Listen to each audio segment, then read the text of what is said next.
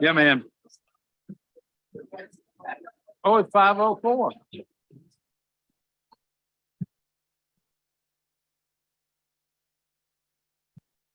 All right, I think we can get started, y'all. It's I wasn't paying attention. It was already past the witching hour. So I'd like to call this here November 22nd meeting of the City Council of Charleston to order. Madam Clerk, would you please call the roll? Councilmember Gregg, Councilmember Shealy, Councilmember Saccharin. Here. Councilmember Mitchell, Councilmember Brady, Councilmember Gregory, Councilmember Waring, Councilmember Seekings, Councilmember Shade, Councilmember Bowden, Councilmember Appel, Councilmember Parker, Mayor Tecklenburg. Here. Now, if you would like to join us, Councilmember Appel will lead us in an invocation and pledge of allegiance.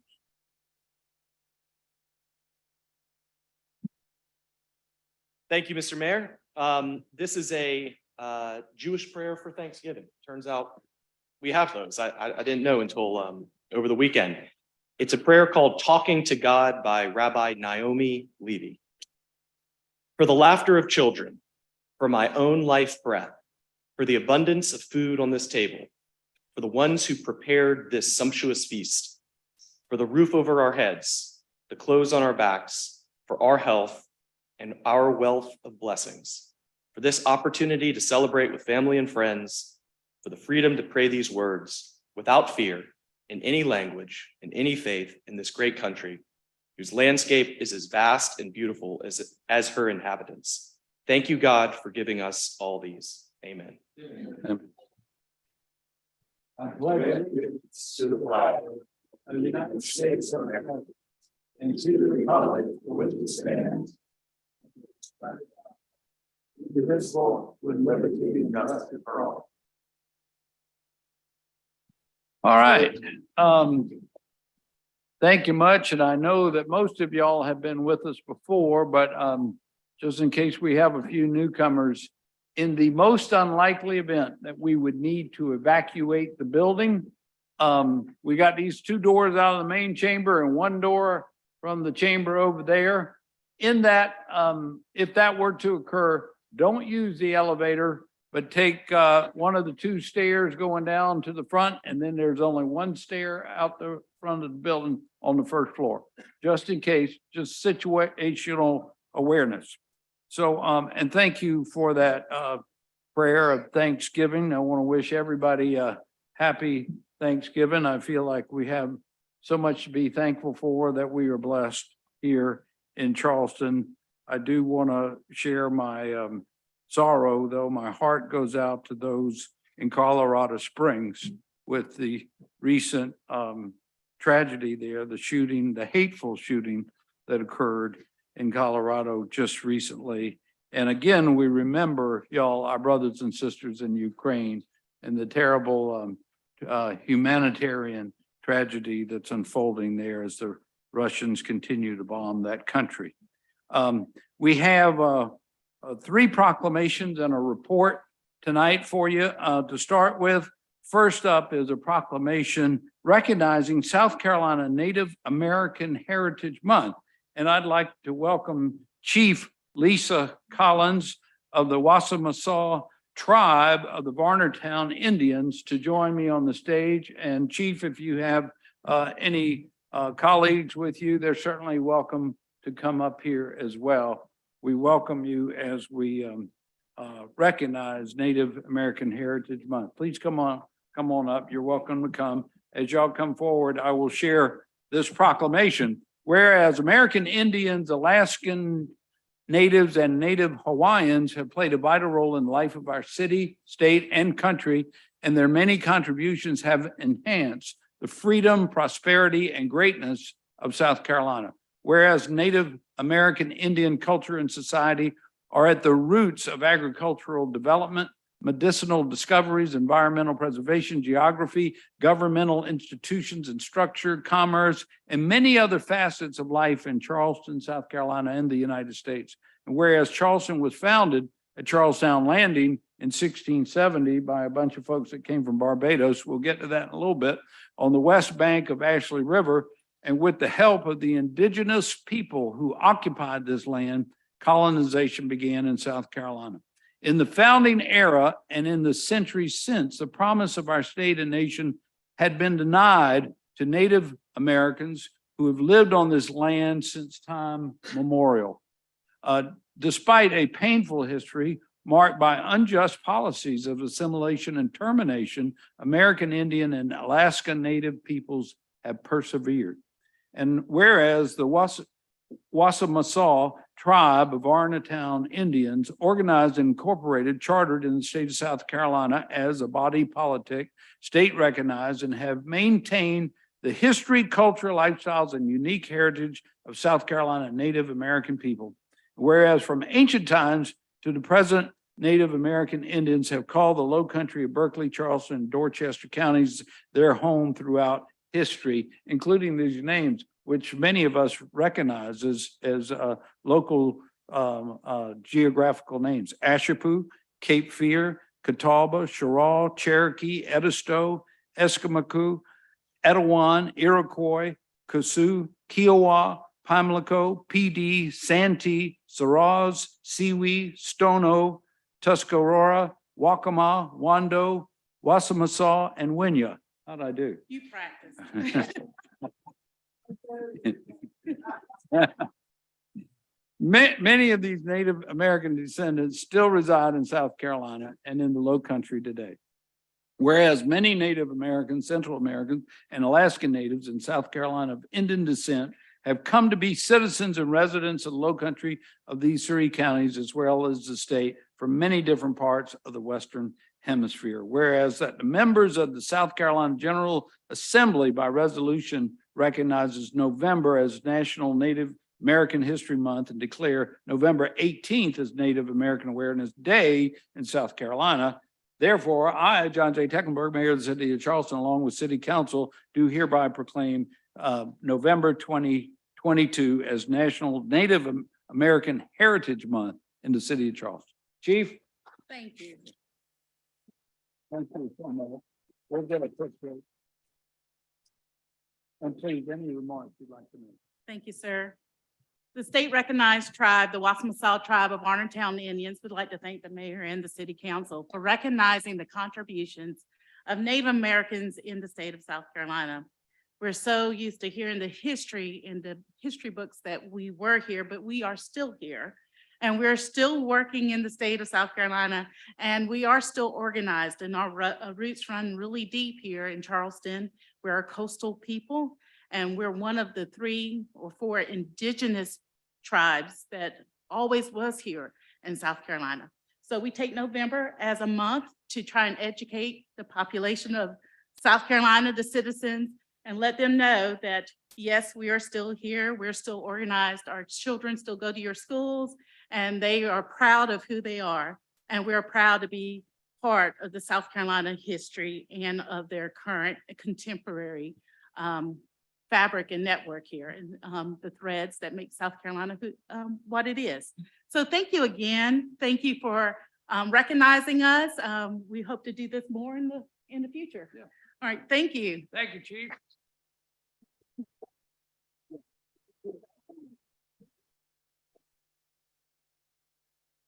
So next up, I'd like to issue a proclamation recognizing Oyster Recycling Day. This was requested by Councilmember Parker and Director of Sustainability, Katie McCain.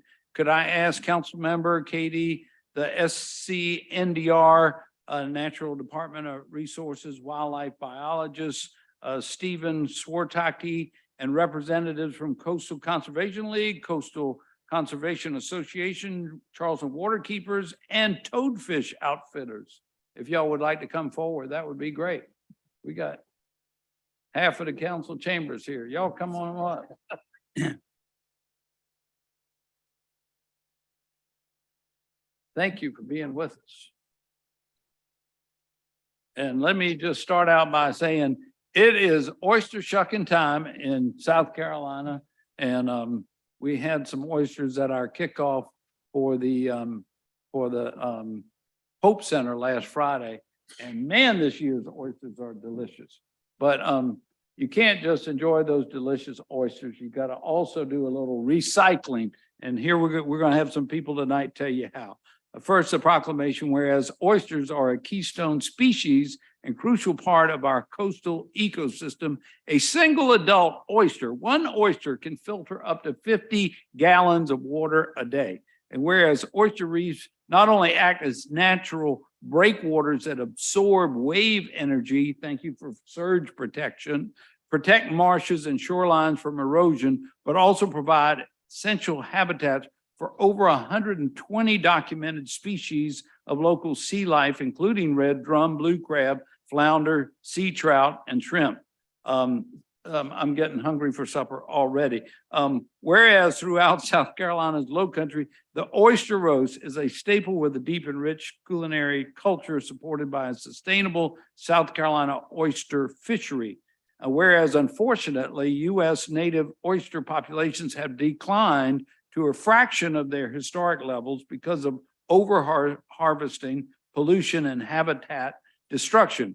Rebuilding shellfish habitats is one of the most promising opportunities for reviving coastal ecosystems.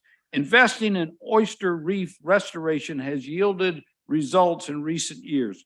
And whereas South Carolina shellfish lovers may not know that their state needs their help recovering oyster shells, since more shells are harvested than recycled, South Carolina Department of Natural Resources must buy shucked oyster shells from other states to replenish our own oyster reefs.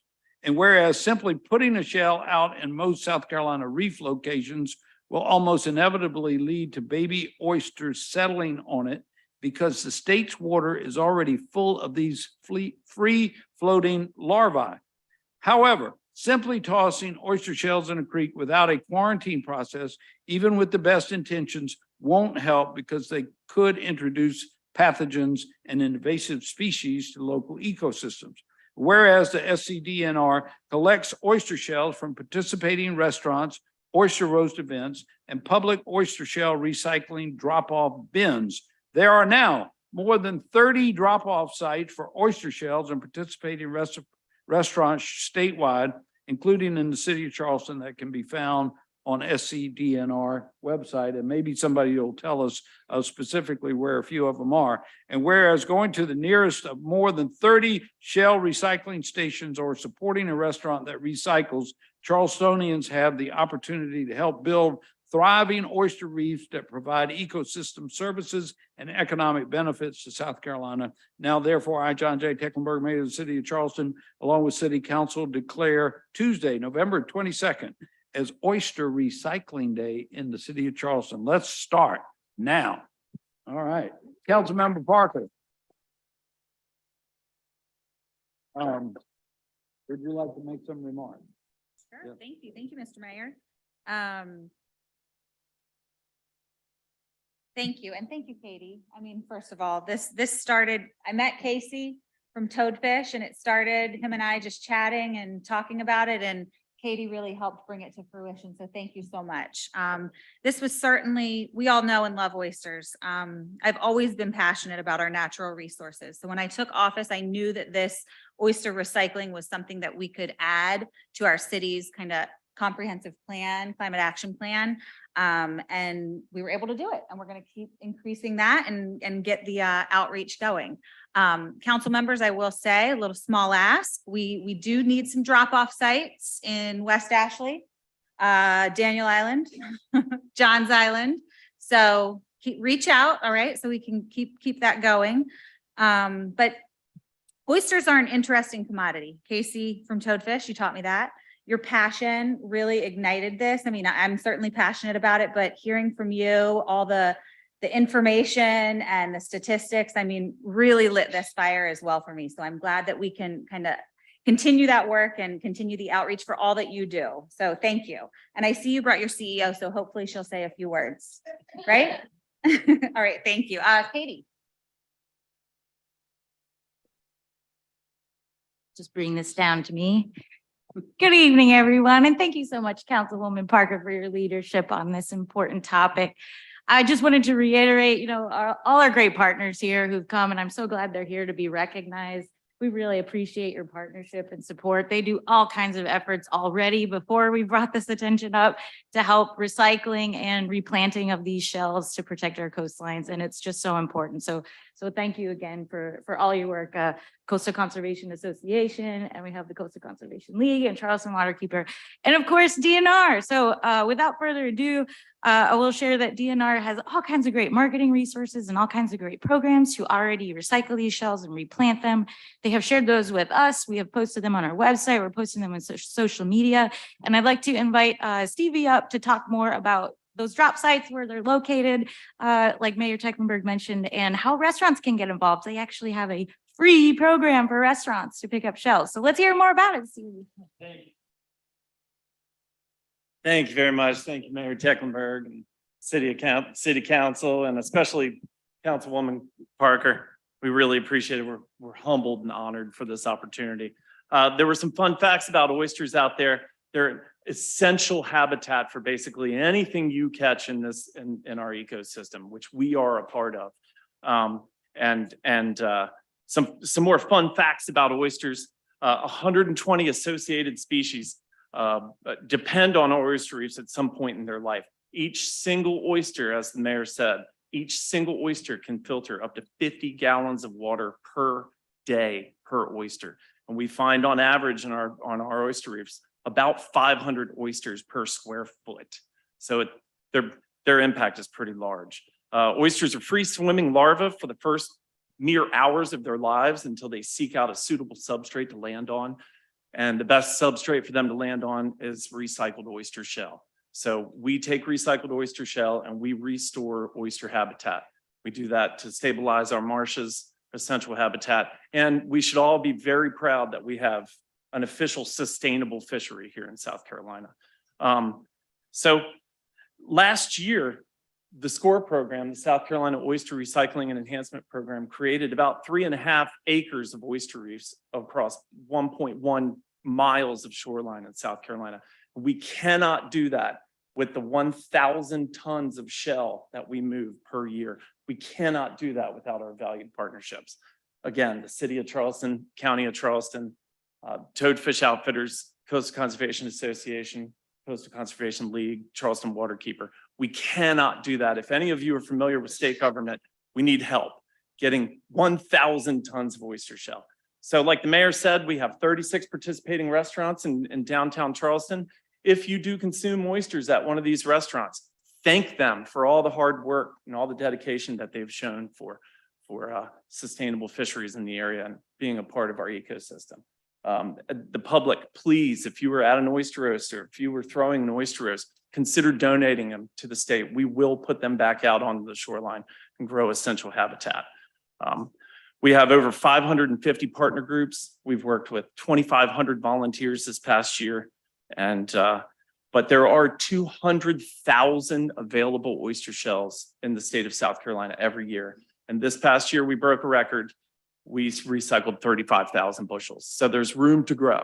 And with the help of partnerships like this, with the proclamation, with the help of Councilwoman Parker, we can put this on the radar and restore our essential habitat in South Carolina. It's something we should be very proud of.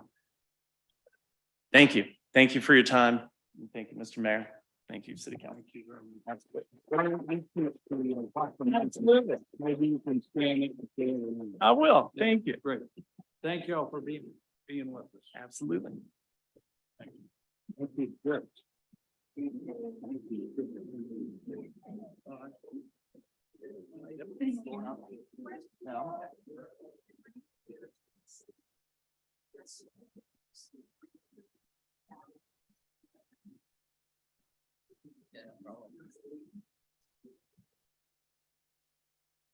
So now I must tell you that is with great pleasure that I invite to join me on the podium. Rhoda Green, her son Dwayne. Robert, do you want to join us, or any and all of the Barbados contingent that was recently on a somewhat independent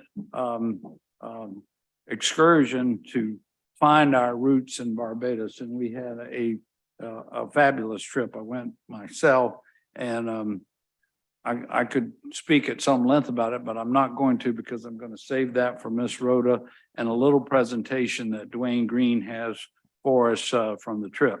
I do have this proclamation, so let me just make that.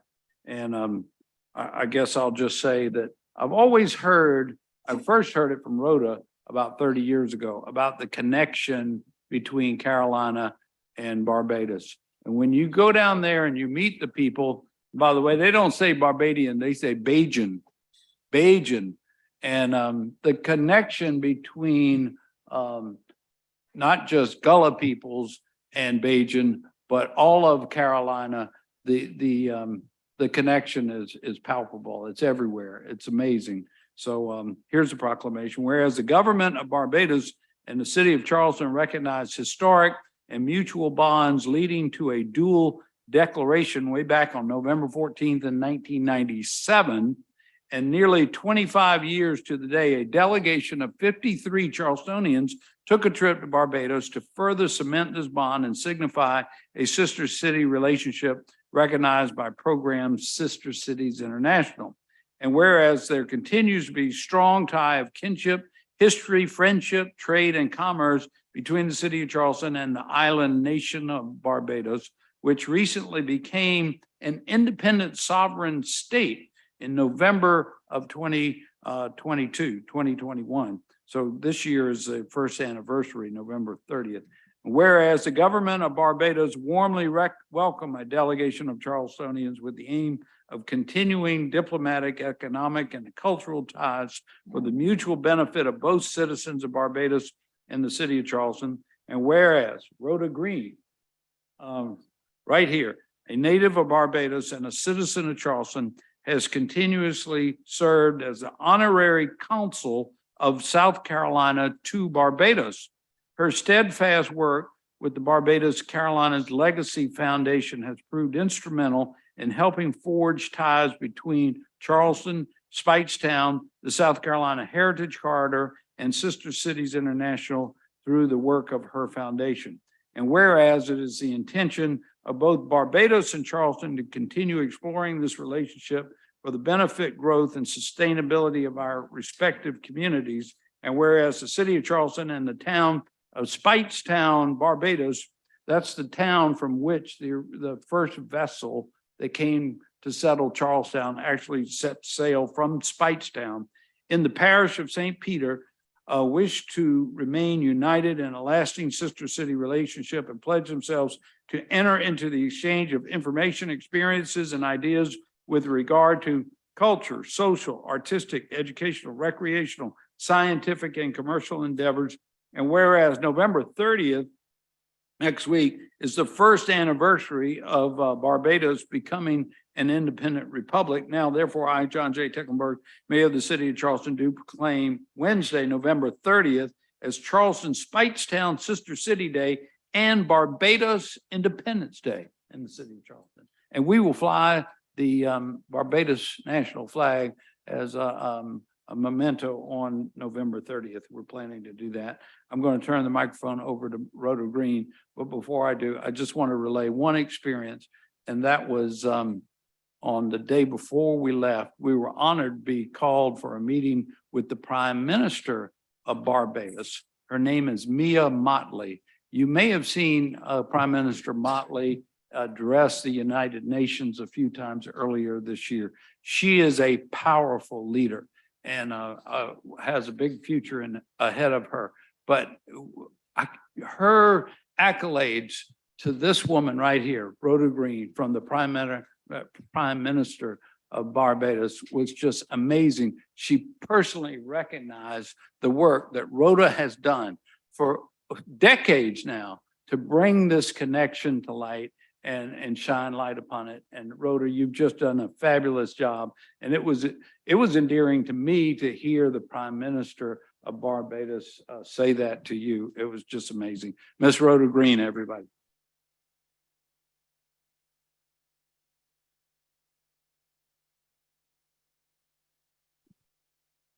Mayor Hecklenburg, members of City Council, and guests. This is indeed a privilege to be able to say a few words. What I'm going to do today is pretty much put the words or the remarks that I'm going to make within a historical context. Barbados was settled in 1627. Charleston was settled in 1670. What occurred on those two places, far removed one from the other, set the tone and set up a change of events in history, forever linking Barbados and the Carolinas. Yes, we had settlers who were from England, settled Barbados, and learned how to function in a situation that they had no experience with before.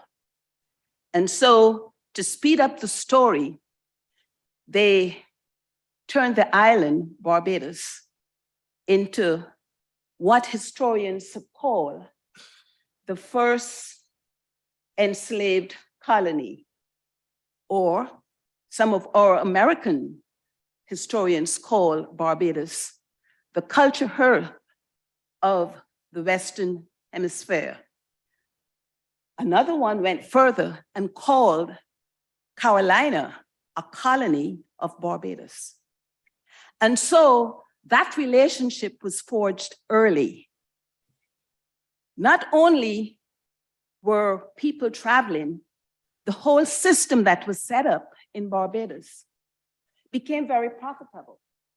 And it was moved from Barbados to the other Caribbean colonies that were settled by the British. And ultimately, here in the Carolinas, 1670, they brought everything that they knew, all of the skills, everything that they had owned, the trial and failure. They were able to come with something that they called the Barbados model. That model was transplanted here. We have lived through centuries. Barbados became the first British colony that only England had any control of in the Caribbean. It became an island that had a Black majority very early in its settlement. The same thing happened here in the Carolinas.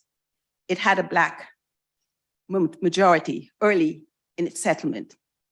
What is important, that system that they brought was implemented.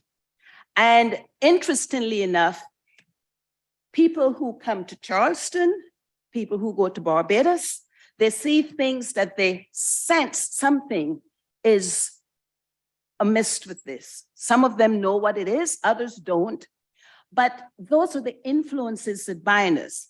And I can just run through them quickly because Mayor talked about some of them in terms of the architecture, the economy, the education, genealogy, governance, language, dialect, Gullah, Bajan, laws, military endeavors, people, piracy, plantations, politics, religion, trade, art, food, fashion, music.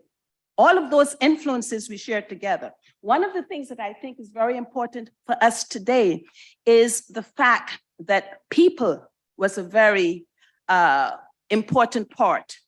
We know how people were stratified, they were divided, they were stratified. But the interdependency of people was very important. Back then, today it is.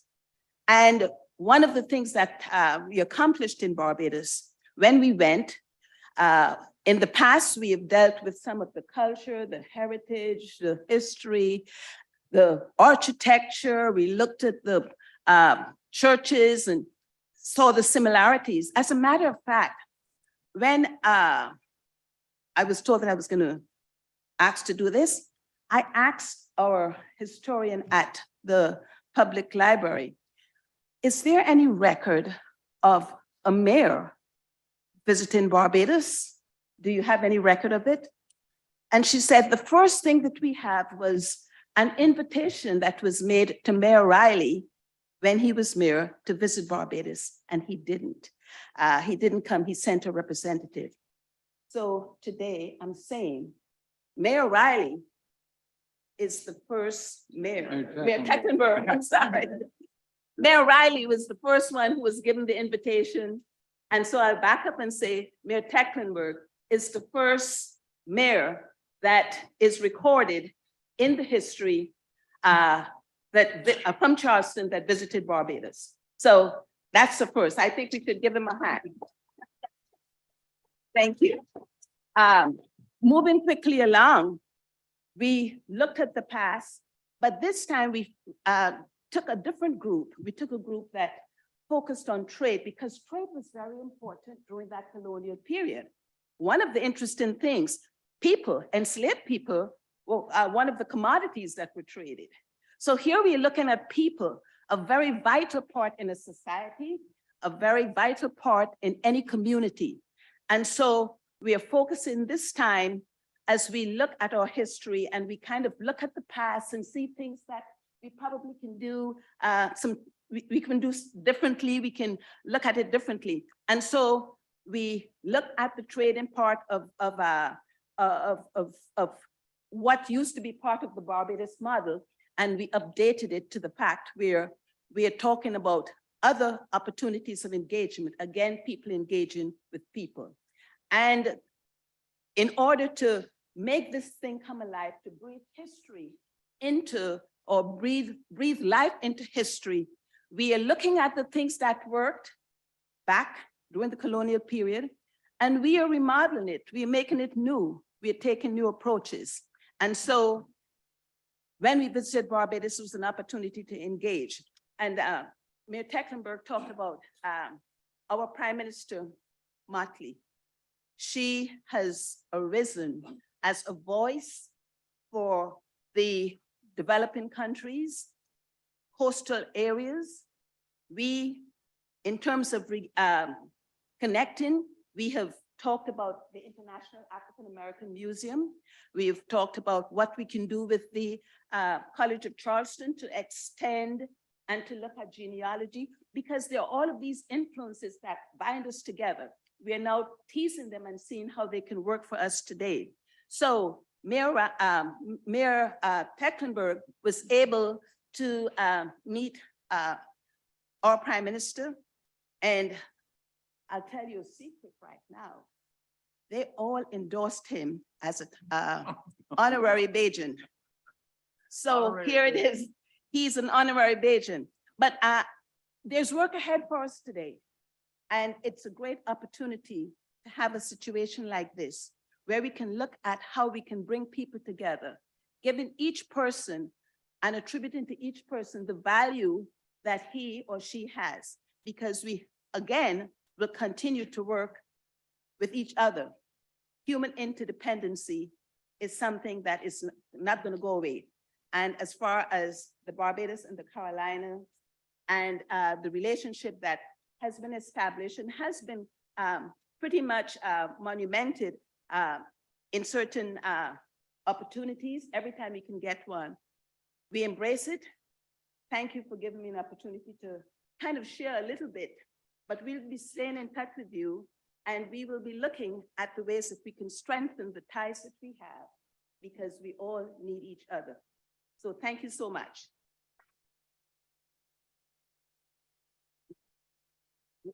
Councilmember Shade.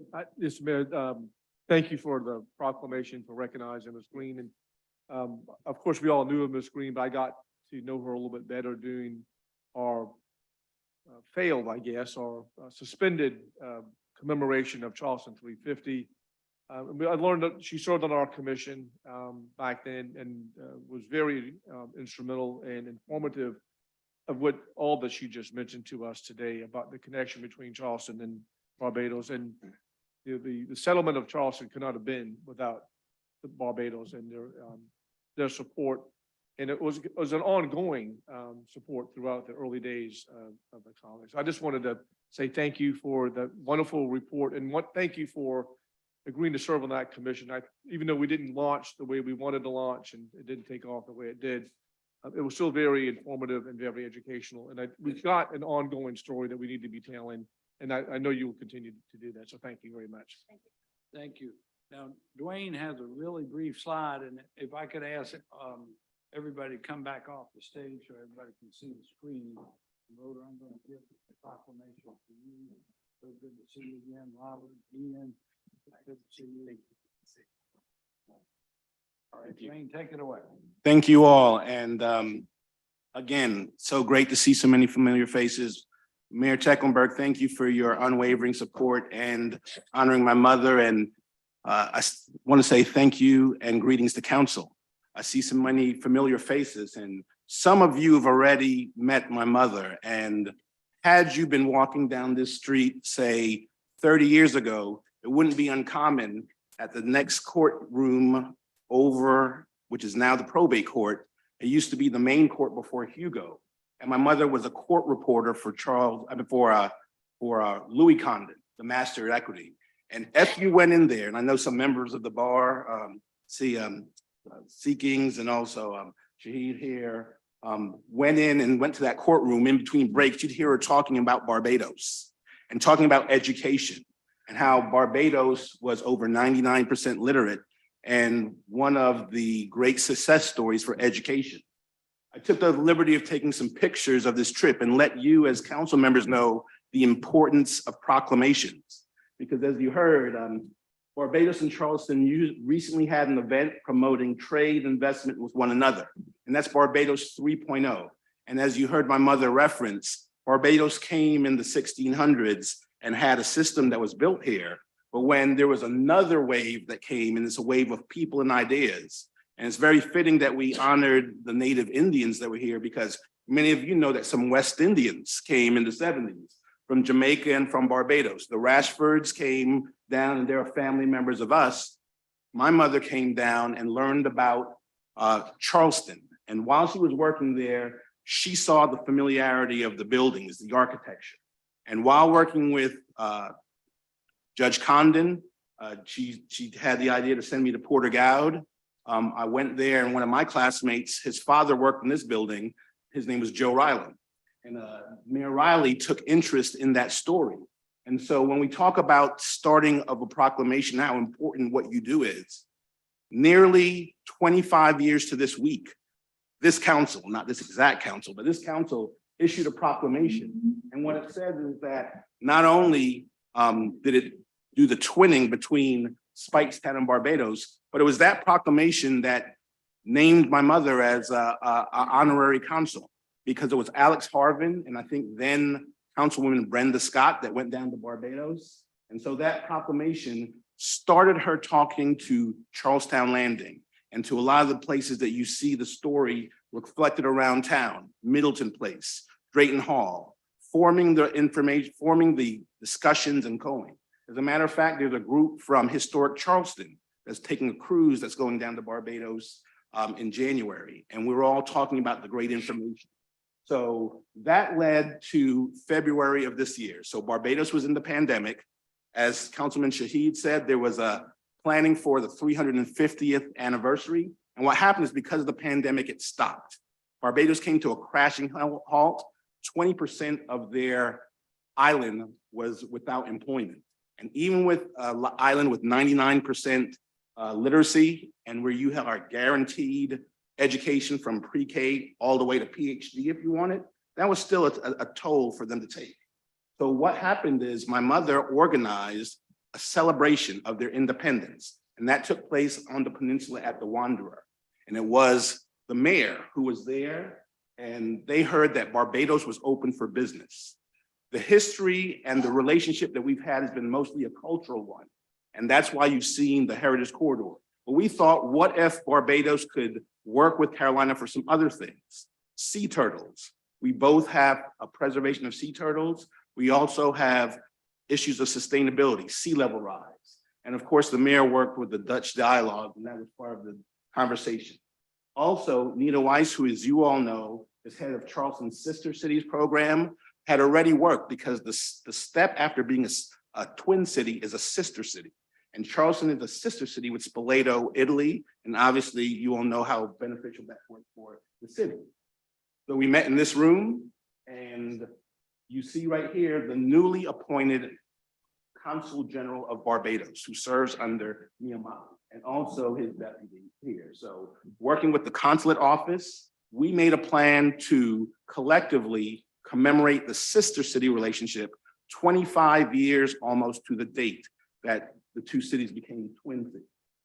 So we sat in the mayor's office, and the mayor pledged and said, not only was I planning to go to vacation in Barbados, but that was canceled because of the pandemic as well. So fate, circumstance, I call it God's grace, and all good things are due to God, and we are giving thanks for that. But plans were made for us to go and to get people in a short time frame to go to Barbados. Barbados rolled out the red carpet. And when I say they rolled out the red carpet, they got together all of the best of Barbados to show our delegation. And what does that mean? They had an Export Barbados, they had a business roundtable, and we talked about the various ways we can work together. Barbados also is opening a museum to commemorate their past also. And we went to a slave burial ground where there was 400 enslaved people buried, and had a ceremony there, and had the music and everything. But they not only rolled out the red carpet, they connected us with their Chamber of Commerce. Not many people know, Barbados has the oldest Chamber of Commerce in the Caribbean. Charleston has the oldest Chamber of Commerce in the United States. Our own Kenya Dunn from our Chamber of Commerce went down, gave a presentation to Barbados. Mayor gave some very good words, talking about the CRDA, what we're doing to encourage business here in Charleston. And that was just the beginning, because not only did they talk to us about the business of Barbados, but they showed us the arts and the culture. So we had dance. They set one major event a day. And it started with being welcomed by the Prime Minister at the Prime Minister's residence, where we were feted with different songs, Bajan food. If you've had Bajan food, you know it's amazing. You will get a chance of that. That's later in this presentation. We were, how can I say this? Barbados brought their best entertainment. So this gentleman right here, I guess he's the equivalent of our Bob Dylan, or the equivalent of our Bruce Springsteen, so far as someone who's a national hero. And he was voted as having the #1 song in Barbados of all time. And he performed that for us. This is Red Plastic Bag. He's obviously a very interesting character, but he is the equivalent of our Darius Rucker. So he came out on our tour and sang to us and serenaded us. We had school children that sang the Black National Anthem. We had dancers, and this was all specifically for our group. As said before, we also got to meet the Honorable Mia Motley, who is the Prime Minister of Barbados. We thought that she was not gonna be able to make it. She was at the UN, but came in and was able to get gifts from Charleston and from our delegation, just thanking her for her outreach to us. What she pledged is, I believe in this connection with Barbados and Charleston, and whatever I can do to help with your wanting to build commerce, wanting to build understanding and bond, she's for that as well. And one of the projects we are working on is a joint project with the South Carolina Aquarium, where they will be also going down there. You'll see that our own Dr. Tanya Matthews gave a lecture down there, and also is instructing them in doing a joint project.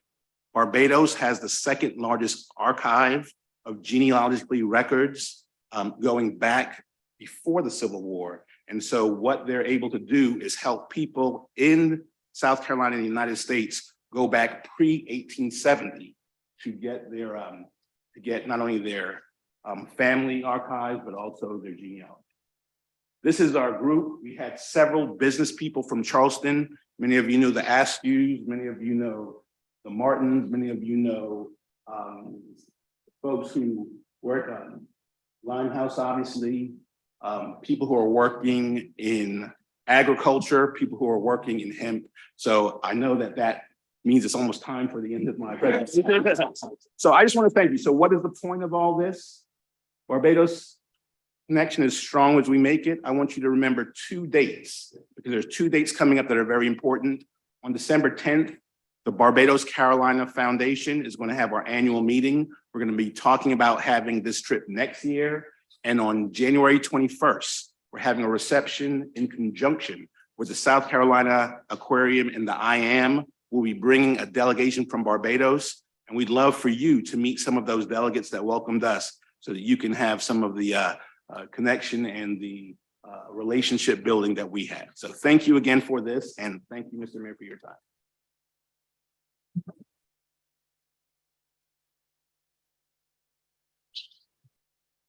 Well, thank you, Dwayne, and I know that took a few minutes, but I think very worthwhile to share that experience. And I'll just add one more thing. I know that we're sister cities with Speightstown, right?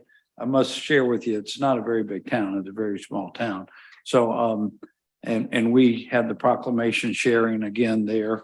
They don't have a mayor. They actually got away with mayors and city councils in Barbados for some reason about 50 years ago. So the member of parliament for that region was the highest ranking official. But anyway, when we met with the prime minister later or early the next week, I had a conversation with her, and I said, in all due respect to Speightstown, that we love the small town, I asked the prime minister, could a city be a sister with a country?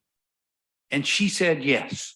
So we kind of expand the realm of our sister city to having a sister country relationship with the whole Republic of Barbados.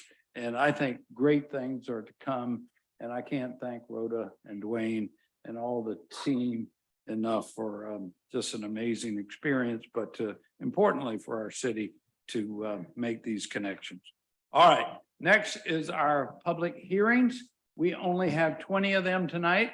Mayor, yeah. Mayor, can I just make a quick motion before we begin? Yes, Can sir. we, for purposes of public hearing, take numbers 1 through 4 together and numbers 10 through 20 together, recognizing one of them has to have a third reading, but just for purposes of calling them out in public hearing, 1 through 4, 10 through 20. Yeah, they're the same kind of topics. Any discussion on that motion?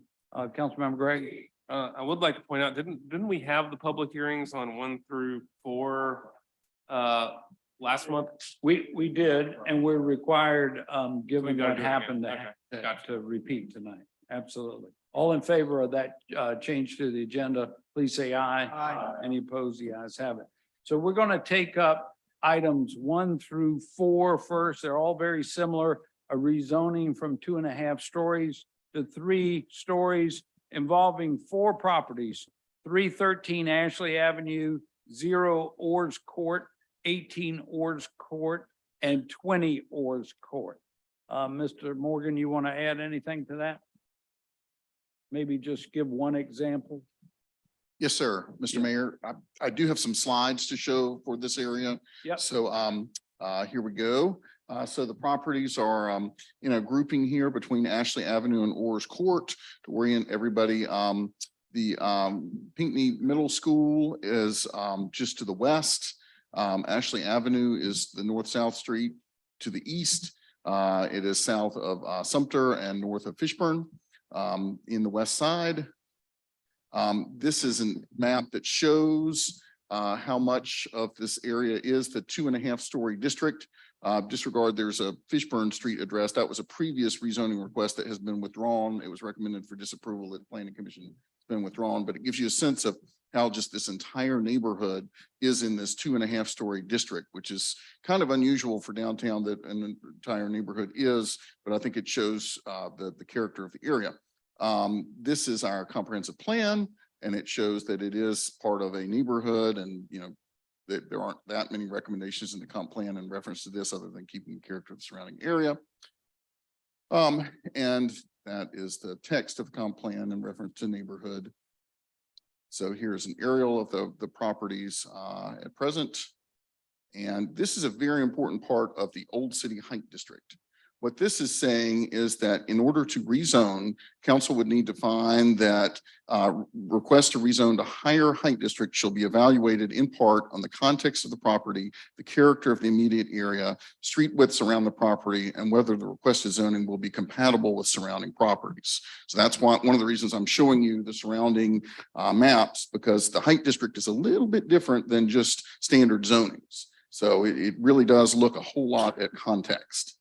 So here we go with some of the context. The property that is up for rezoning is the vacant lot with the Z rezoning sign in front of it. You see how a newer building was built to the north. It's essentially 3.5 to 4 stories under the way we currently view heights.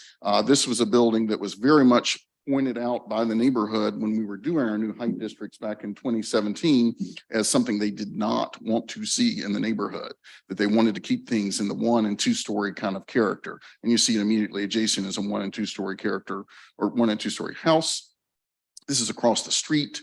It's further down the street to the left, 1 and 2 story houses.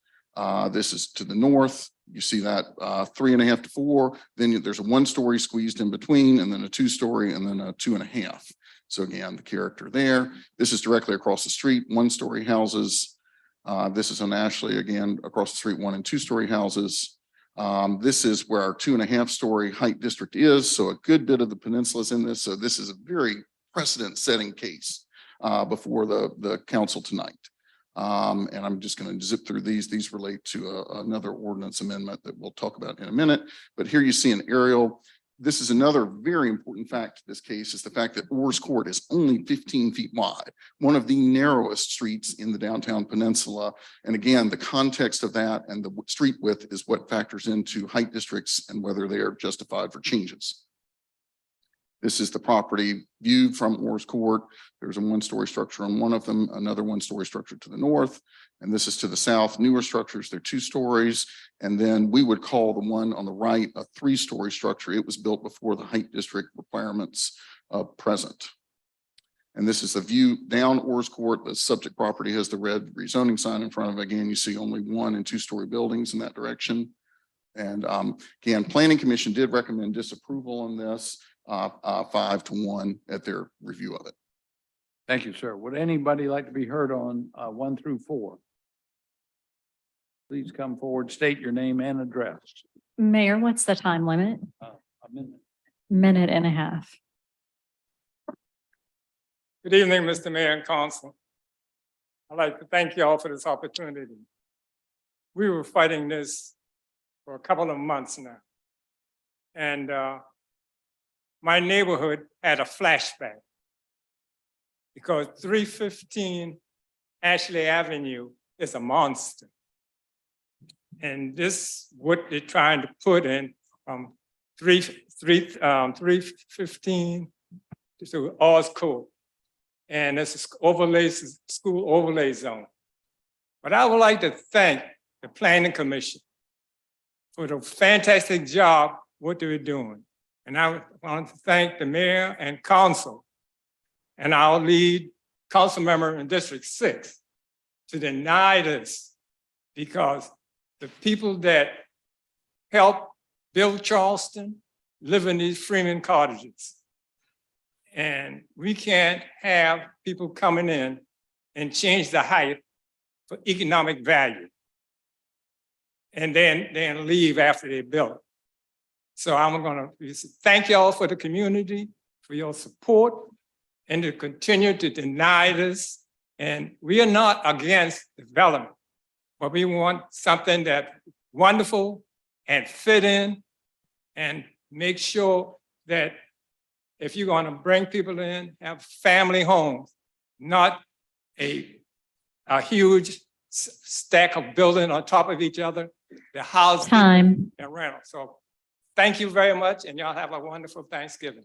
Thank you, Mr. Lawrence. Yes, sir. I actually signed up to speak. Under Robert rules, I'm gonna have to lay this because I was at the last meeting and some interruptions took place. The chairman is the mayor, can interrupt any speaker to get information about point of information about the rules, parliamentary inquiries, the chairman and body cannot hear. Safety concerns, comfort, questions of privilege, breach of the rules, point of order if the body disagrees with the chairman, call for unanimous consent. With council's primary mission and vision. Under the Planning and Enabling Act and Economic Development, Public Safety, regarding the Planning Commission's approval, deny approval with conditions for factors of taxation and funding, planning, programming, budgeting, and evaluation systems, and with the 10% increase for growth, 25% growth, you're off 15%. So when you actually, do this on a broader scale, you actually undermine, in my opinion, the budgetary process. And I think that you have to look at this look at this very closely in terms of, as you do zonings, how you're going to pay for the planning, the programming, budgeting, evaluations, even implementation. Because you're talking about a variety of issues in terms of the term growth and economic development. Thank you, sir. Would anyone else like to be heard on 1 through 4? Yes, sir. Yes, Mr. Mayor, thank you. My name is Todd Richardson. I'm the applicant with Synchronicity Land Planning. And I have some information for you and council to share. The actual information of what we are applying for. So this mechanism within the zoning code, when the height districts were established, was inserted for sites just like this. We were the first applicant on 144 Cannon Street to successfully apply for and receive the height zoning upgrade there, as well as 228 President Street over a year and a half ago. Both of those were overwhelmingly supported unanimously, all the way from staff, planning commission through council, and those are great additions to our city. Both sites have topography at 5 and 4 feet. So does this site. It is a problematic site on Ashley Avenue. The plat on this block is handwritten, and these are the last dirt was taken from this site. These are the last parcels in the middle.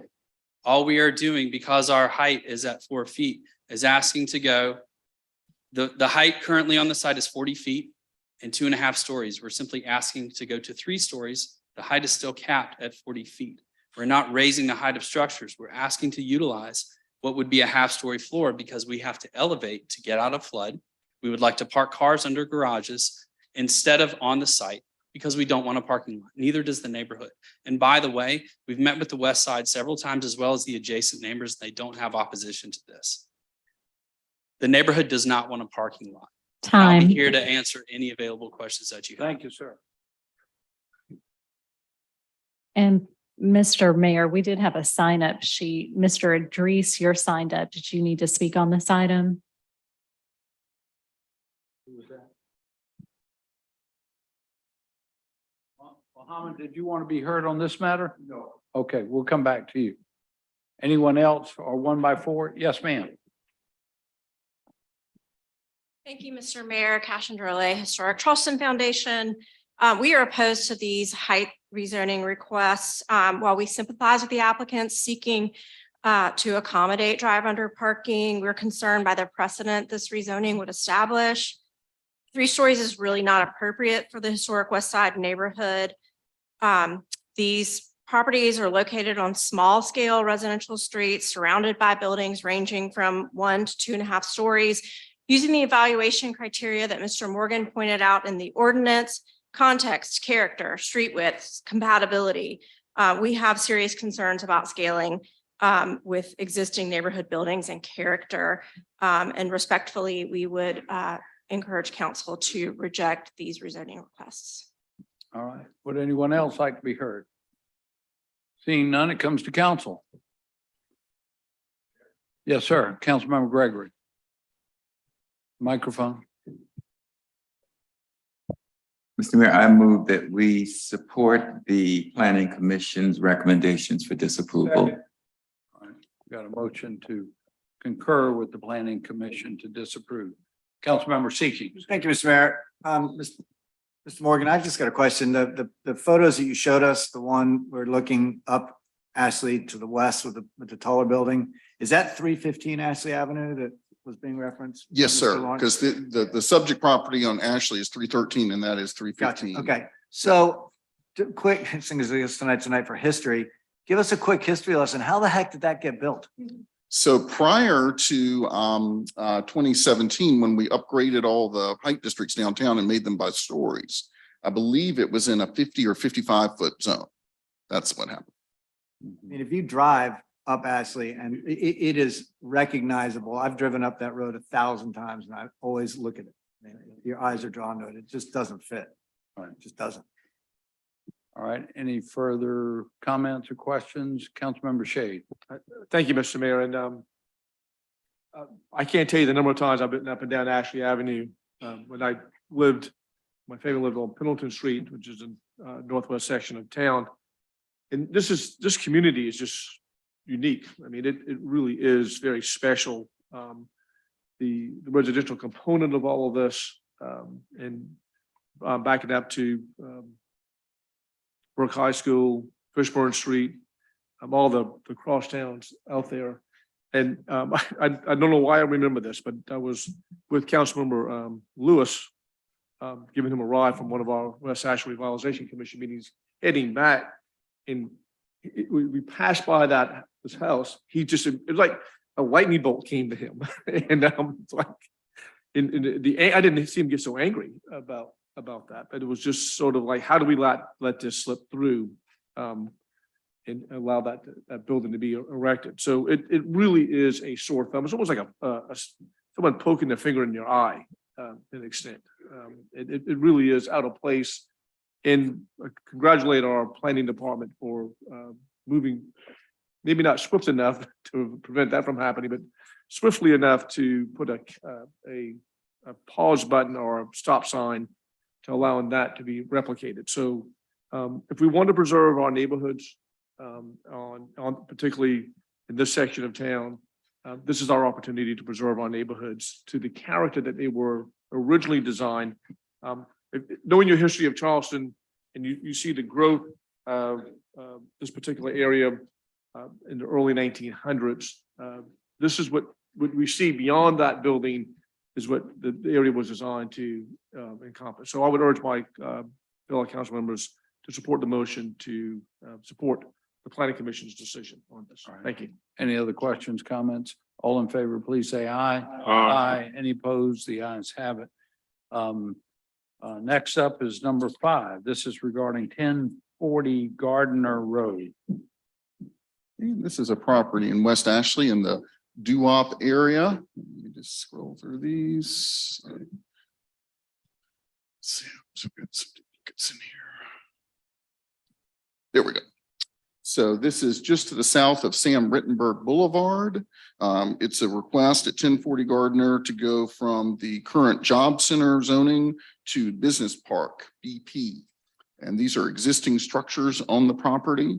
Again, it's in the Doo-Wop area off of Sam Rittenberg. This is just a comparison between job center and business park. They're very, very similar. Business park is a little bit of an older district and still requires that you have screening, things like that are common with job center. Job center was created when we did the whole Doo-Wop overlay. And the reason that there is this request is that these existing businesses have multiple tenants in them. And one of the tenants they'd like to rent to is a tattoo business that is not allowed in job center, but it is allowed in business park. And we felt business park was pretty compatible with the job center. So that is why this is coming before you. It is in the plan recommended for the job center district because the Doo-Wop plan called for that. However, we felt that since the building's already constructed, a lot of the protections you get from job center are about new construction. These are existing structures. So we felt like this was not going to be as big a deal. You see the existing structures there that are on the property. And here there's an image of them, very attractive multi-tenant buildings with parking, trees, things like that. So a good addition to the landscape. And staff had recommended approval, as did Planning Commission. Right. Would anybody like to be heard on this matter? 1040 Gardner Road. Seeing none, it comes to council. Any discussion? All in favor, please say aye. Any opposed? The ayes have it. Number 6 is regarding 35 and 37 Prelo Street. Okay, and this is a request at 3537 Prelo to be added to the accommodations A1 overlay. Just to orient you, of course, East Bay Street is the main north-south street here. This is to the south of Vindu Range. It is adjacent to the one Vindu development that is on the waterfront park. It is the former home of the Charleston Harbor Club, sorry. Can't believe I was forgetting that name. It is in our future land use plan as neighborhood. And so these are compatible types of uses there. From that standpoint, that's not something that we're dwelling on for this one. It's going to be more about the fact that this was in the site that in the past had been in the accommodations overlay and was removed. And we'll go after we see these pictures here of the site. I think you all know it pretty well. That's the one Vindu across the way. Surrounding buildings here. So in 2013, there was some analysis of the accommodations overlay and some parcels were taken out. And in the bottom corner here, you'll see this subject property was removed by action of council based on the analysis of where it made the most sense to have the accommodations overlay. And here's a close-up zoom in of that area. And other buildings that are in red and sites that are in red were removed at that time in 2013. Just a quick history of the accommodations overlay. It started back in 1987, much more blocky, just larger areas. And as we have gotten more nuanced with our hotel protections, it's kind of shrink down. In 1998, there was a pretty dramatic change. And then 2013, as just discussed, and then 2022, this is where we stand with where the accommodations overlay is in the city. So our staff recommended against this request. Planning Commission did recommend for it in a 4-2 vote, and it comes to you for action. Would anyone like to be heard on this matter? Yes, sir. Anthony G. Bryant, 2123 Cortland Avenue, South Atlanta 29403. Only reason why I'm actually making a comment on this because I'm on the record in the September 29, 2022 meeting. There's some errors in my comments because it doesn't match what I'm saying now and with the, it doesn't match. But this is what my concern is. As far as accommodation, period. The zoning. With the mayor said $10 billion, we get as far as tourism impacts. Okay. 7 million people come to Charleston, that's what's being said. The community development of block grants we are a community entitlement city based upon the 2010 census, which is on the desk. And in 2013, I made public comment to the Department of Commerce under the governor at that time regarding entitlement communities. We had 51% of low to moderate income census tracts in 2010 census. Now we're out that category. So the question becomes, we're talking about aggregate land use of our area as far as accommodation zoning. Should you make a recommendation to the governor that makes some type of tax or fee or something, we could capture some of that $10 billion? I saw the community development report, which is really a great report, actually. But what I didn't see was how we gonna capture some of this money? Because we grew 25%. Time.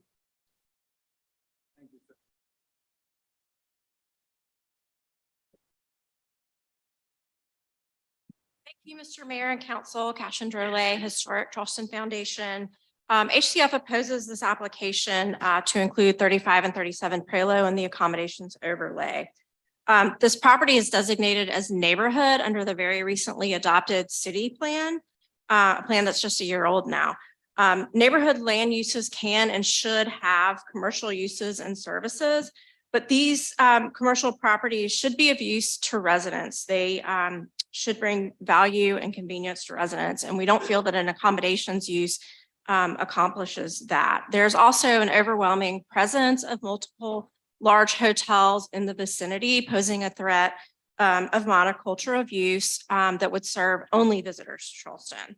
Great neighborhoods have a diverse mix of uses that serve neighborhoods, residents, and visitors alike. The base zoning for these properties is limited business. Limited business allows for a variety of commercial uses and services associated with neighborhoods, retail, financial, office uses, all compatible with neighborhoods. And we respect that 35 and 37 Prelo are challenged by issues surrounding parking minimums, but with a city parking garage on the block to the south and intervention by the city, we feel that a creative solution can be brought to the table that meets the directives in the city plan. Thank you. Thank you. Would anyone else like to be heard? Yes, sir. Thank you, Mayor. Good evening, council. My name is Jake Claypool. I'm here to speak on behalf of the applicant, AJ Capital. We're asking you to approve re-inclusion of this property into the A1 accommodations overlay. I understand that is not an easy ask. I've personally heard, you've heard it, the sentiment expressed by Mr. Olay and others, but on this particular application, I'd like you to focus on a few key facts. Number one, you're going to hear this from the property owner. The property is challenged. There is no on-site parking for the property. It's an historic building built in 1814, stretches from lot line to lot line. What that means is, number one, it was formerly used for a food and beverage operation. So to bring that to a residential use is expensive. To try to convince somebody to rent or pay for a condominium there when you can't park there, it's challenging. A hotel, both the monetary aspects of the hotel as well as the Valley program solve the parking. The first words out of staff's mouth were, don't even think about trying to park in the Prelo Street garage. There's no spaces available, and we've tried. Number two, you're going to hear from the French Quarter Neighborhood Association, who's very active. This property has been vacant and black and out of service since 2019. That's proving to be challenging to the neighborhood. They'd like to see it put back in service. You're going to hear from them seeking your help to get them to give an opportunity to put this property back online. One thing that came out in Planning Commission, Mr. Morgan touched on a little bit, was this property used to be in the overlay zone. And what came out from questioning of planning commissioners was the thinking was that it was a functioning business as a club. It made perfect sense. And there's no need to have accommodations overlay. So they removed it along with the garage and the condos. Thank you, Ms. Blake. I'd like to also just add, we have an agreement in place with the neighbor to restrict operating hours and anything that could adversely affect the use of the hotel. Thank you. Thank you, sir. Would please come forward.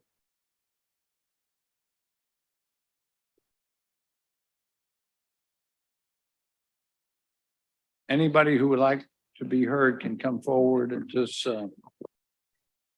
queue up. Hi, Stephanie Wilson Gentile, President of the French Quarter Neighborhood Association, with a few of my association members. Thank you for allowing us to speak. We're here in support of this application. This building has been empty for years. It has been derelict. It is abandoned. We've talked with the developers about the difficulty of having something else there, like residential, which we would want, but unfortunately it doesn't lend itself to that. Therefore, between an abandoned building, a derelict building, nobody's taking care of it, and a boutique hotel, we ask you to support. Thank you. I'll speak briefly. Kevin Hughes, I live at 32 Prelo, as part of the One Vendu Association. I'm on the board of the French Quarter Association.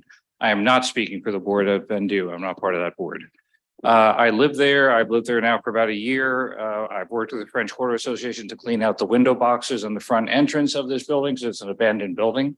I have to walk by this abandoned building that's covered with trash frequently. I would love to see it converted to something useful, and the hotel seems like the best choice. Thank you, sir. Yes, ma'am.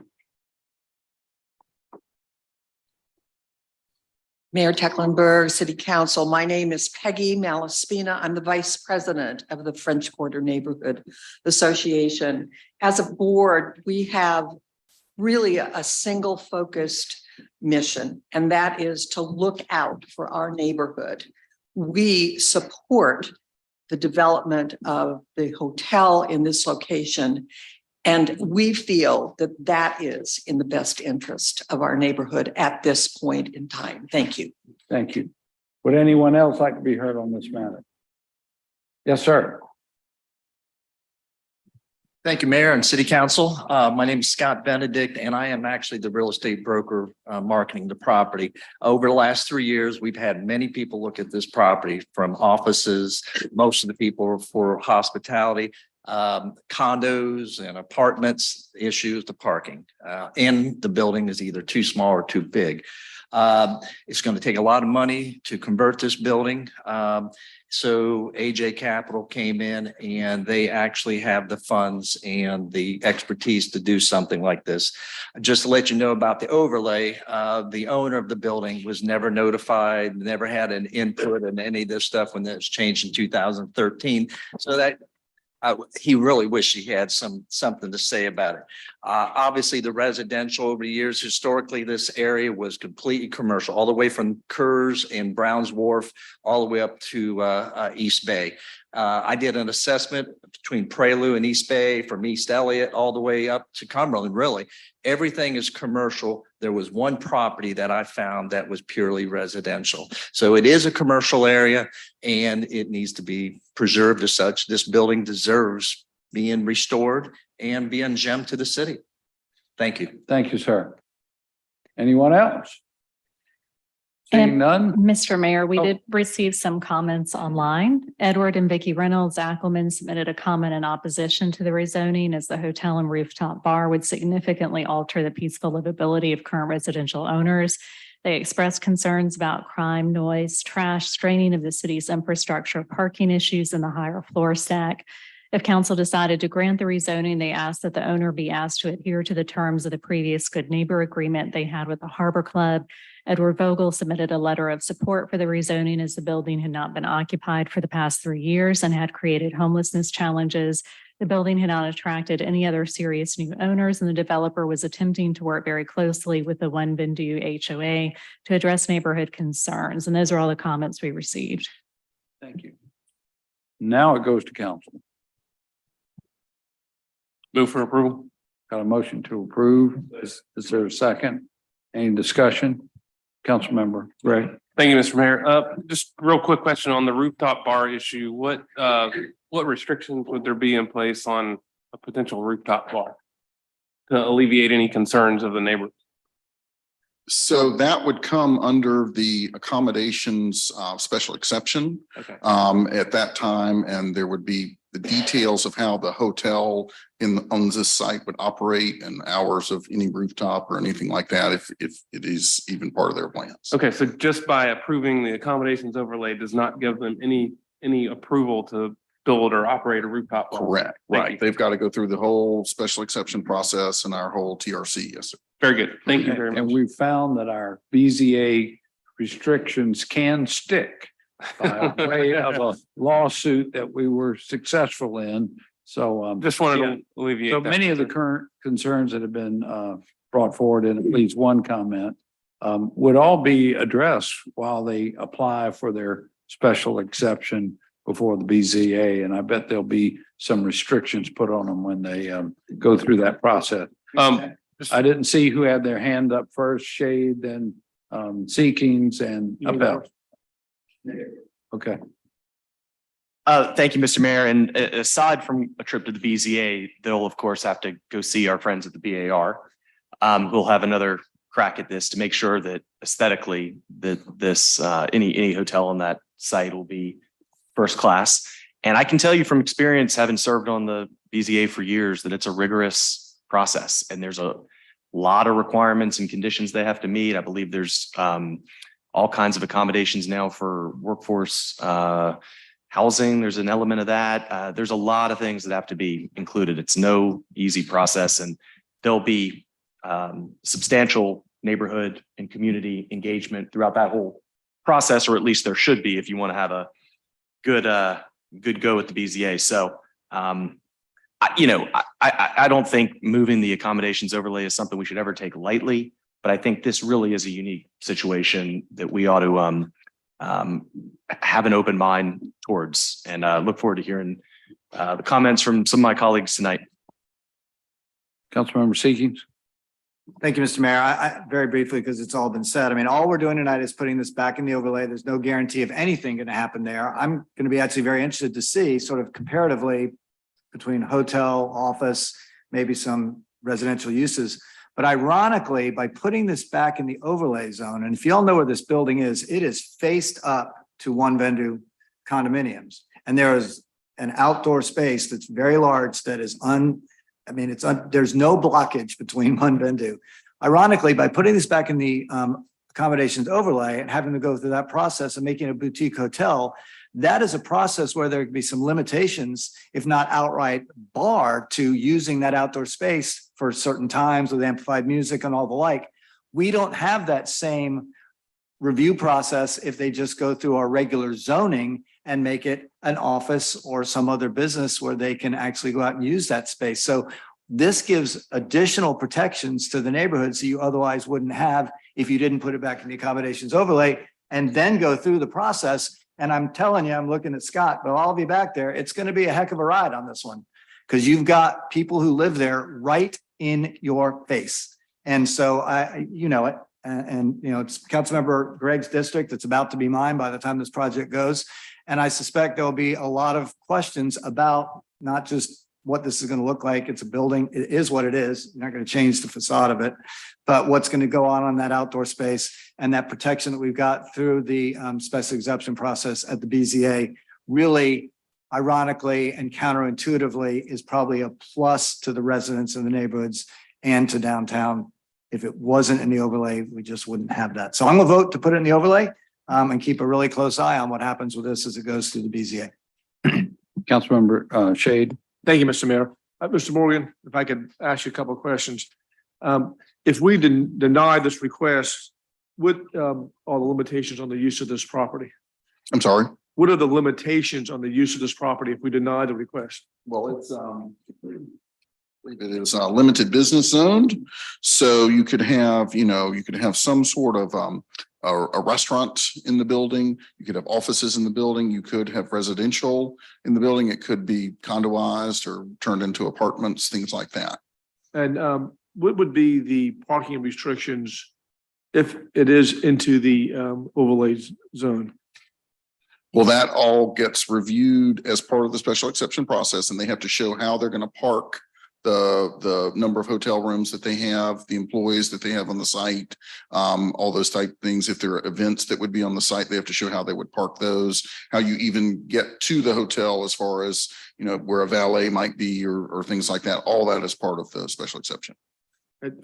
I'm very familiar with this building. I'm a member of the Harbor Club, and I joined the Harbor Club because before the residential condos or units were built across the street, you go to the top floor and you had a magnificent view of the harbor. It was just beautiful out there. And I remember my parents were very close with the folks who ran the Colony House there. I mean, this is a very unique building. Is very is beautiful. I know it needs a lot of work, no matter what is done to it. I'm honestly just torn by how to vote on this. I hear my colleagues' discussions on it.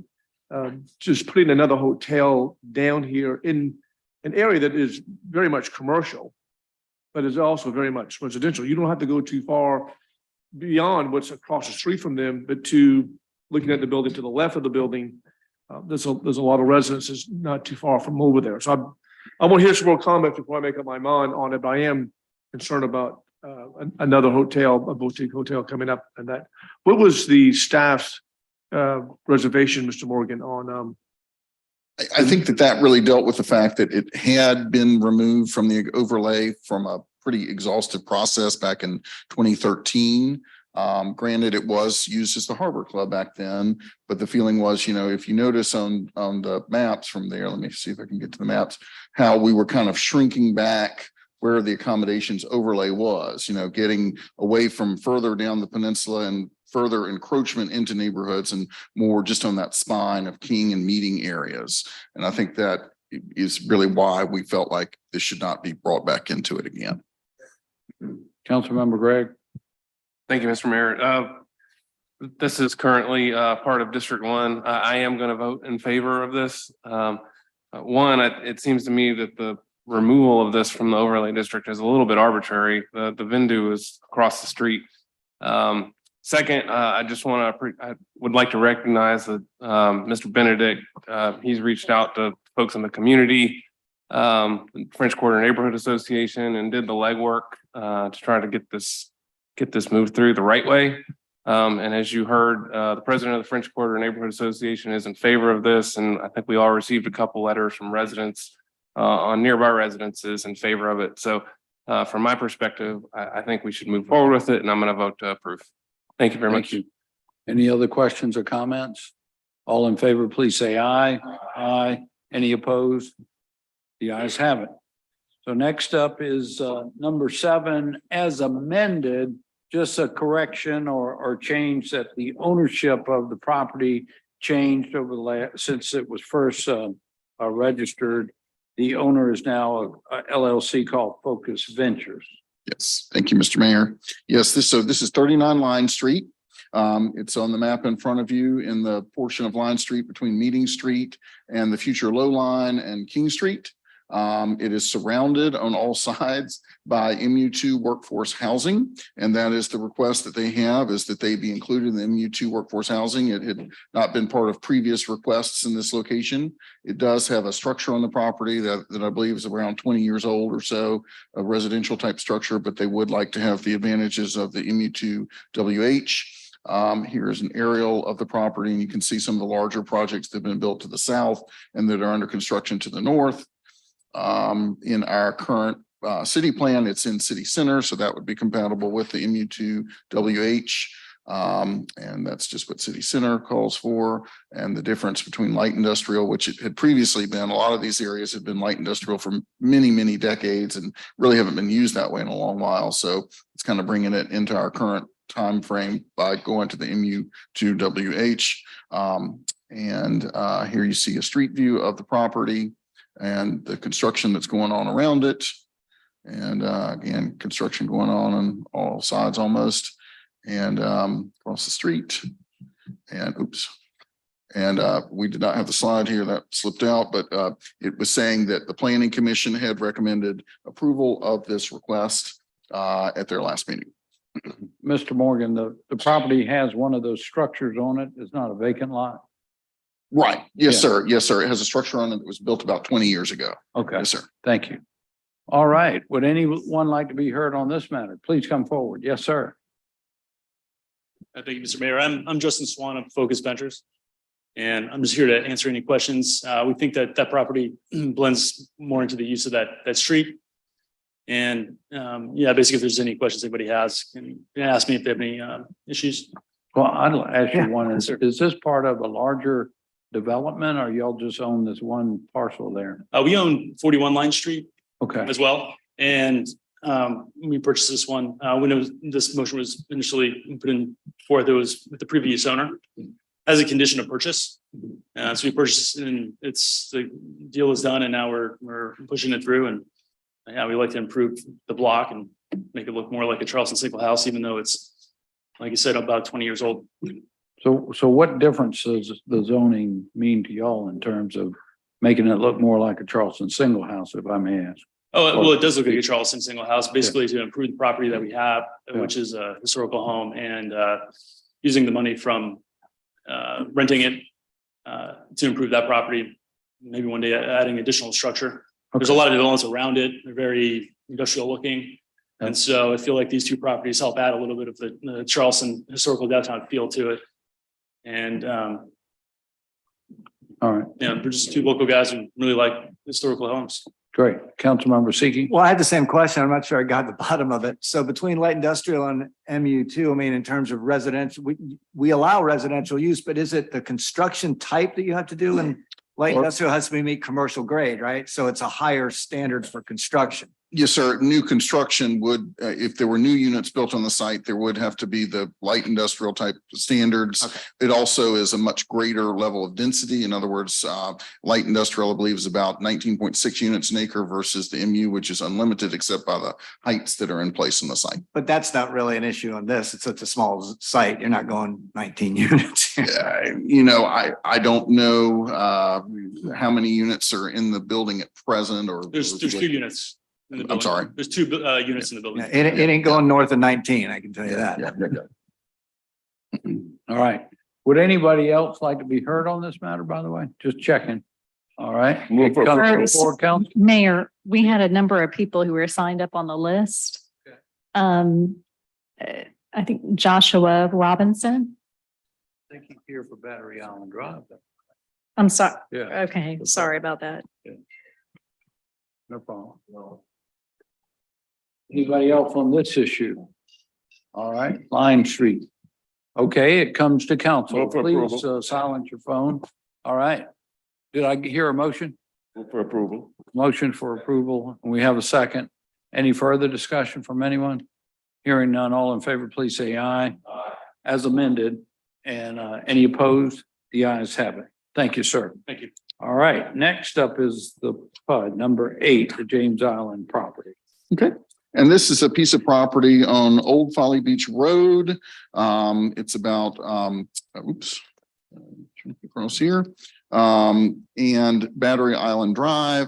And it is on the southern end of Folly Road as you head towards Folly Beach. So Folly Road is over to the right, running north-south, headed towards Folly Beach. You see Battery Island Drive is the kind of east-west road to the south of the property. It's composed of 2 larger properties that are already in the city and are zoned RR1, and 1 smaller property that was in Charleston County. It's the little inset there at Old Folly Beach Road that is would be annexed as part of this planned unit development. And I'll give you an overview. It's in our low impact and conserved recommended land use from the new comprehensive plan because of its elevation in this area. And so that has been a big factor in our review of this project. It is outside the urban growth boundary. I know it's probably difficult to see on this map. This is the urban growth boundary right here. So everything along Folly Road is inside the urban growth boundary, and these properties are outside of it. In general, the recommendations for outside of the urban growth boundary are no more than 1 unit per acre because it is less dense, recommended to be less dense. And then that combined with the fact that it is low impact and conserved, which also calls for no more than 1 unit an acre, is a key factor here. But there are some extenuating circumstances, and we'll kind of get into those. This is also part of the Folly Road overlay. And you see the Folly Road overlay here, and this was in the neighborhood preservation area. This here. The neighborhood preservation area does allow for commercial uses, and there is a commercial use in the proposed PUD. It just has some limits on things like auto sales, drive-throughs, things like that.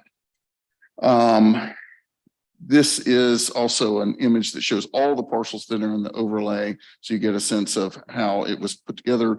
The portion that was in Charleston County of this property was in the overlay, is currently in the overlay, and it does allow some commercial uses, including up to a 10-room inn as per county standards. Here is an aerial of the property. Again, it's undeveloped. These are the allowed uses in Charleston County for the under the overlay for this type of property. Again, the inn at 10 rooms on the site, assisted living facilities, childcare, medical offices, schools, banks, landscaping, things like that. So there are a number of commercial uses that could be in this property were it to stay in Charleston County. Here is an image of the property. Here is another aerial from the side. And these are the Battery Island images. And what the PUD consists of is a small 20-room inn that does not have a restaurant, does not have a bar. It has internally oriented rooms, no balconies, porches, things like that. That is the two buildings that are on the lower left-hand side. Then it has 16 residential units, which are the smaller squares that go around the circle there. And then a good bit of preserved open space, as you see, going up to the northwest, and then a more preserved space in the middle of the circle that the houses are centered around. And there's a very innovative stormwater design for this property that will help make sure that it's not flooding or contributing to flooding around the surrounding area. They've been working for nearly a year with our stormwater folks on this to come up with the right plan for the stormwater on the property. This is a site plan that shows the access that will be provided to a adjoining property that already exists to the northeast. And again, just the areas that will be green spaces and existing tree cover, things like that. And this is just the land use criteria. You all have this in your packages. That is here. These are just the approvals from the TRC, which was a very, very lengthy process for this to get the stormwater figured out. And then the documents from those different entities. We can certainly go into these more if you all wanted to see them, but these are all the stormwater comments and how they were responded to by virtue of the TRC process. And fire department, all the reviews that are part of TRC. And so this came to planning commission.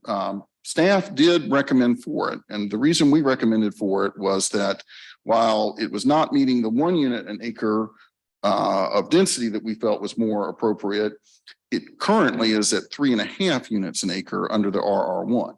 So we felt like there was a effort to reduce that density, get it down, and then work on very, very innovative stormwater techniques for the site.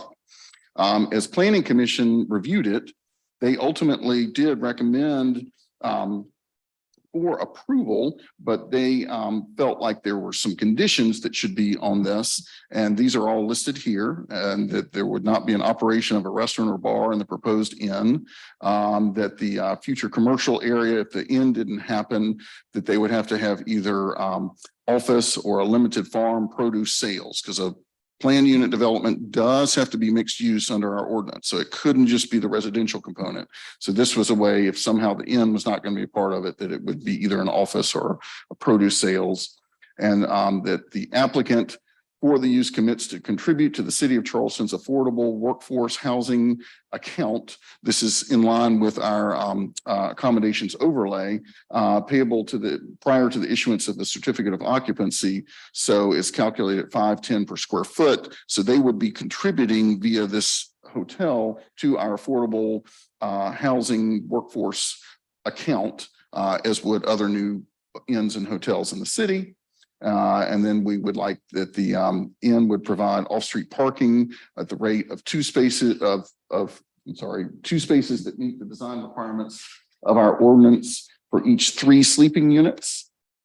That the inn commits to environmental sustainability and recycling, that the long-term provision of its off-site parking for employees who drive vehicles to work, including an effort to estimate the number of employees that will drive to work during the maximum shift. These are all from the accommodations overlay requirements. That short-term rentals would not be permitted in the single-family houses of this planned unit development, that all parking areas within the PUD would use pervious materials, again, for the better stormwater resilience, and that the pump station location be studied relative to the hotel pool and neighboring properties to see if there could be any adjustment on that. And with all these conditions, Planning Commission did recommend approval, and I'm happy to answer any questions. All right. Does anyone want to be heard on this matter? Yes, sir. Please come forward.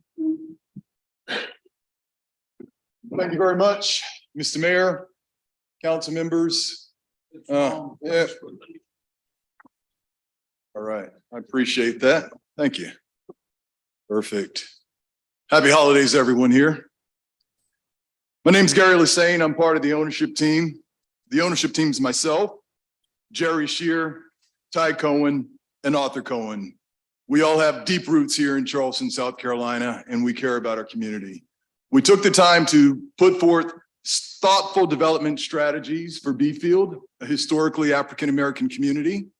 We purchased this property in 2020 from Sammy Backman, which is a matriarch family of Beefield. He's got over 74 years. So this property was purchased from someone in the community. Allow me to talk about some highlights of the PUD. As Christopher, About another minute, so. sure, as Christopher stated, 3.5 homes per acre was what the zoning actually called for. We're actually only proposing 2.4 homes, which is significantly less. Another big plus is 40% of the overall property is being preserved as green open space with parks that are open to neighboring community. 40% of the overall property being preserved. For us, that's a pretty big deal. Although preparations and planning for the PUD started prior to the full enactment of the new city comp plan, we worked hand in hand with city staff, consultants, and arguably for us, the best environmental engineer in the Southeast, Joshua Robinson. Time. To develop a plan that would coincide. Thank you. Thank you, sir. Would anyone else like to be heard? Good evening. Not as tall as Gary, but I think I can make this work. My name is Joshua Robinson. I'm a hydrologist and engineer, professional engineer with Robinson Design Engineers. I was an active participant in the Dutch Dialogues and the new City Stormwater Design Standards Manual. And my firm was part of the Wagner and Ball team that prepared the land and water analysis as part of the city plan that Christopher mentioned. We've designed this project to showcase each of these important studies and standards. And this project will follow the principles of low impact development, which include minimizing land disturbance, minimizing fill and impervious cover, and using nature-based water management measures. The in buildings that you've heard presented will have green roofs that capture and store rainwater. And the stormwater drainage system will include bioswales, rain gardens, and a constructed wetland. It's important to note this will not be a fill and build development. Instead, the houses and inn will be built on piers to elevate them above the flood level. Parking will be beneath the buildings or built with permeable pavement. And because the project is within a special protection area, we've already begun a basin-wide stormwater analysis to help ensure that the project will not create flooding impacts to the neighbors. Thank you.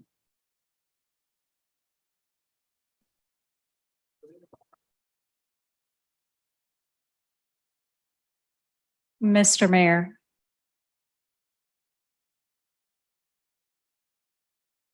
Good evening, good evening. My name is George Richardson, Yes, sir. and I am the president of the Battery Island Drive / Beefield community, where this proposed PUD is want to be in construction. Let me make it clear, we are not against development, homes that is. After we presented our situation to the commission, I was contacted by Ty Cohen's, whose father is one of the partners, who was concerned about reaching across the table to the community to make this work. And we stand by this saying that if you feel that way and you want to work with the community, then let's just scrub the ends, build homes. You know, because if you are familiar with that geographical location, it is so tiny. Not only that, my neighborhood is county/city. All of it is preservation site, but the county part of it is now historical district designation. When they come in and do what they're going to do, our county is on the backside. Our historical district will be greatly overshadowed with ends. Not to mention in-grade transit. We don't.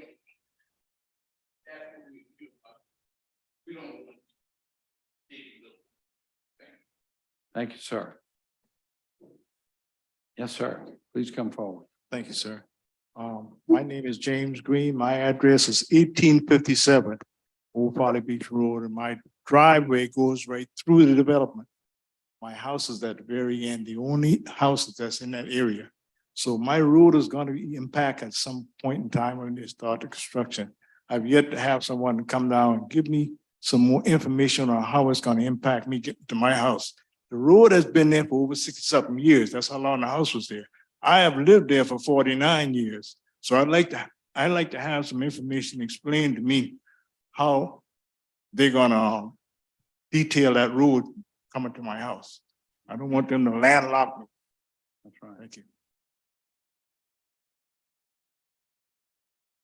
Hello, my name is Sheila Palmer. I'm the Assistant Secretary for Battery Island Drive Neighborhood Association.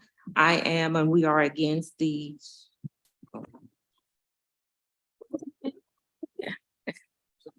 okay.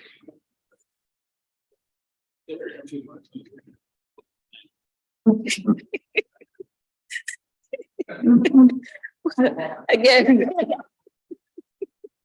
a little short here, but again, my name is Sheila Palmer. I'm the Assistant Secretary for Battery Island Drive Neighborhood Association. Again, we are against the NPUDs. This is a community, tight-knit community that is going to be behind. It is partly historically Black community. It's been here for over years. And with building an inn, a hotel, that's going to overshadow the community. Community has been in existence for over, my grandmother is 97 years old. So just imagine there, you had people that develop, that continue to develop and prosper that area.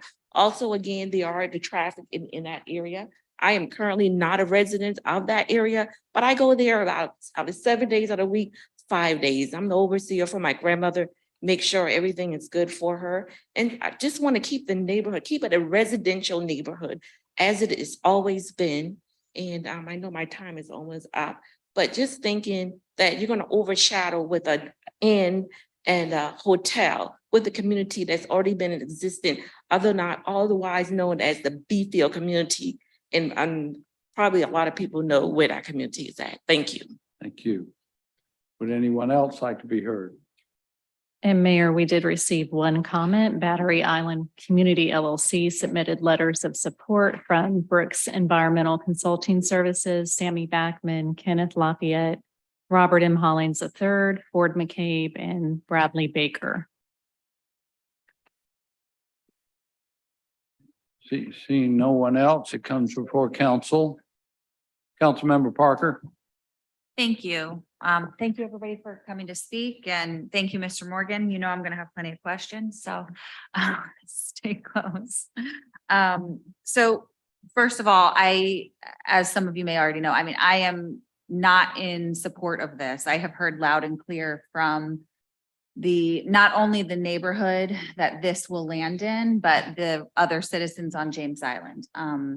Again, like to point out, this is not my seat. This is their seat. I'm a voice for them, period. No doubt that this developer has gone to extreme lengths as far as green infrastructure, utilizing the space that they have to create something, no doubt they've done an excellent job. But having this transient inn, dropping it in a historic African-American neighborhood, it's unsettling. And when I hear loud and clear from the community that this is not what they want, I have to be, a voice for them. I know a lot of the residents couldn't be here tonight. A lot of them showed up at the Planning Commission and they were there loud and clear, and they did not support this. And I will say that it was a little upsetting to not hear one planning commissioner hear them. And I can tell you from the community, that's what I heard. We were not heard. We don't feel like we were heard. They made a decision before we got there. It's really disappointing. And that's probably why they aren't here tonight, because they told me, they said, well, there's nothing we can do about it. I wish I have spoken with the developer. I have spoken with the community. I certainly wish that there was a way that they could bridge that gap and find a way to, come up with a solution that both agree on. As you heard from the community, they welcome the residential homes. They want to build upon their community. We have to think about, we just heard from multiple people on items 1 through 4. I think it's really good to point out. I mean, you're talking about the neighborhood has an aesthetic, okay? It's a historic neighborhood. All of these houses are smaller, you know. What's the level, what's the height going to look like on these homes? I mean, we're dropping almost $1 million homes right here that are going to be towering over the rest of this community. You know, and then let's go back to, you know, the hotel. I mean, 20 rooms does absolutely bring a huge, you know, a big amount of transient traffic to an already, you know, pretty busy. If you've ever gone to Folly Beach on a Saturday or Sunday, that intersection, I mean, even not on a busy day, you're holding your breath to go across.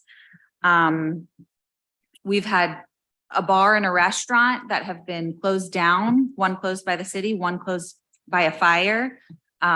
We've heard loud and clear from this neighborhood. I really wish that there was a way that we could, you know, that we can make everybody happy, but I do have to, you know, vote against this tonight. I also am a little, as I've talked to Christopher Morgan about, I'm concerned that this is outside the urban growth boundary line. That's a huge concern for the residents of James Island.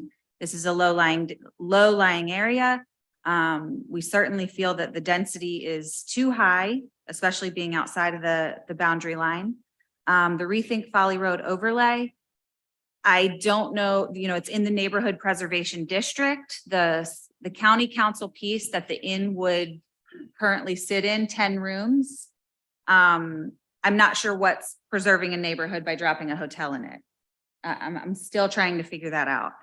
I'm concerned, where do the employees park, the hotel residents, you know, where's the parking going to be? Like you said in the beginning, this is a low impact conserved area. No doubt they've done great, you know, gone to great lengths, but with current zoning and stormwater regulations, they're still going to have to implement all of that. Okay.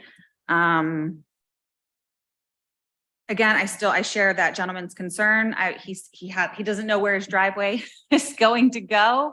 I just hope that the, you know, developer will continue to communicate with the community. You know, again, regardless of if this PUD goes through or not, they can still develop. I mean, they can still develop this property. Okay.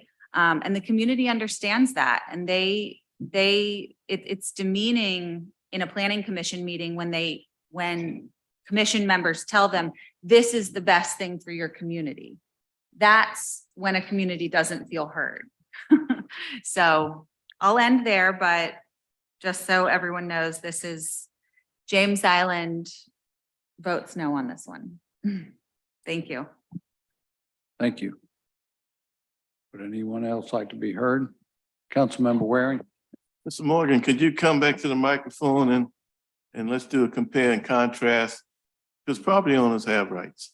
What do they have the right to do if this property stayed in the county? Well, okay, so there's only a small portion of it that is in the county. The vast majority is in the city. In the county, we have a list of the things that they can do. The county portion is okay. And I have a list of things that are allowed. Go to that.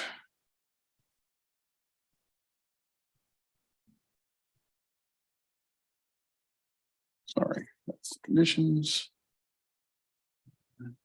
Oops, I went the wrong way. So sorry.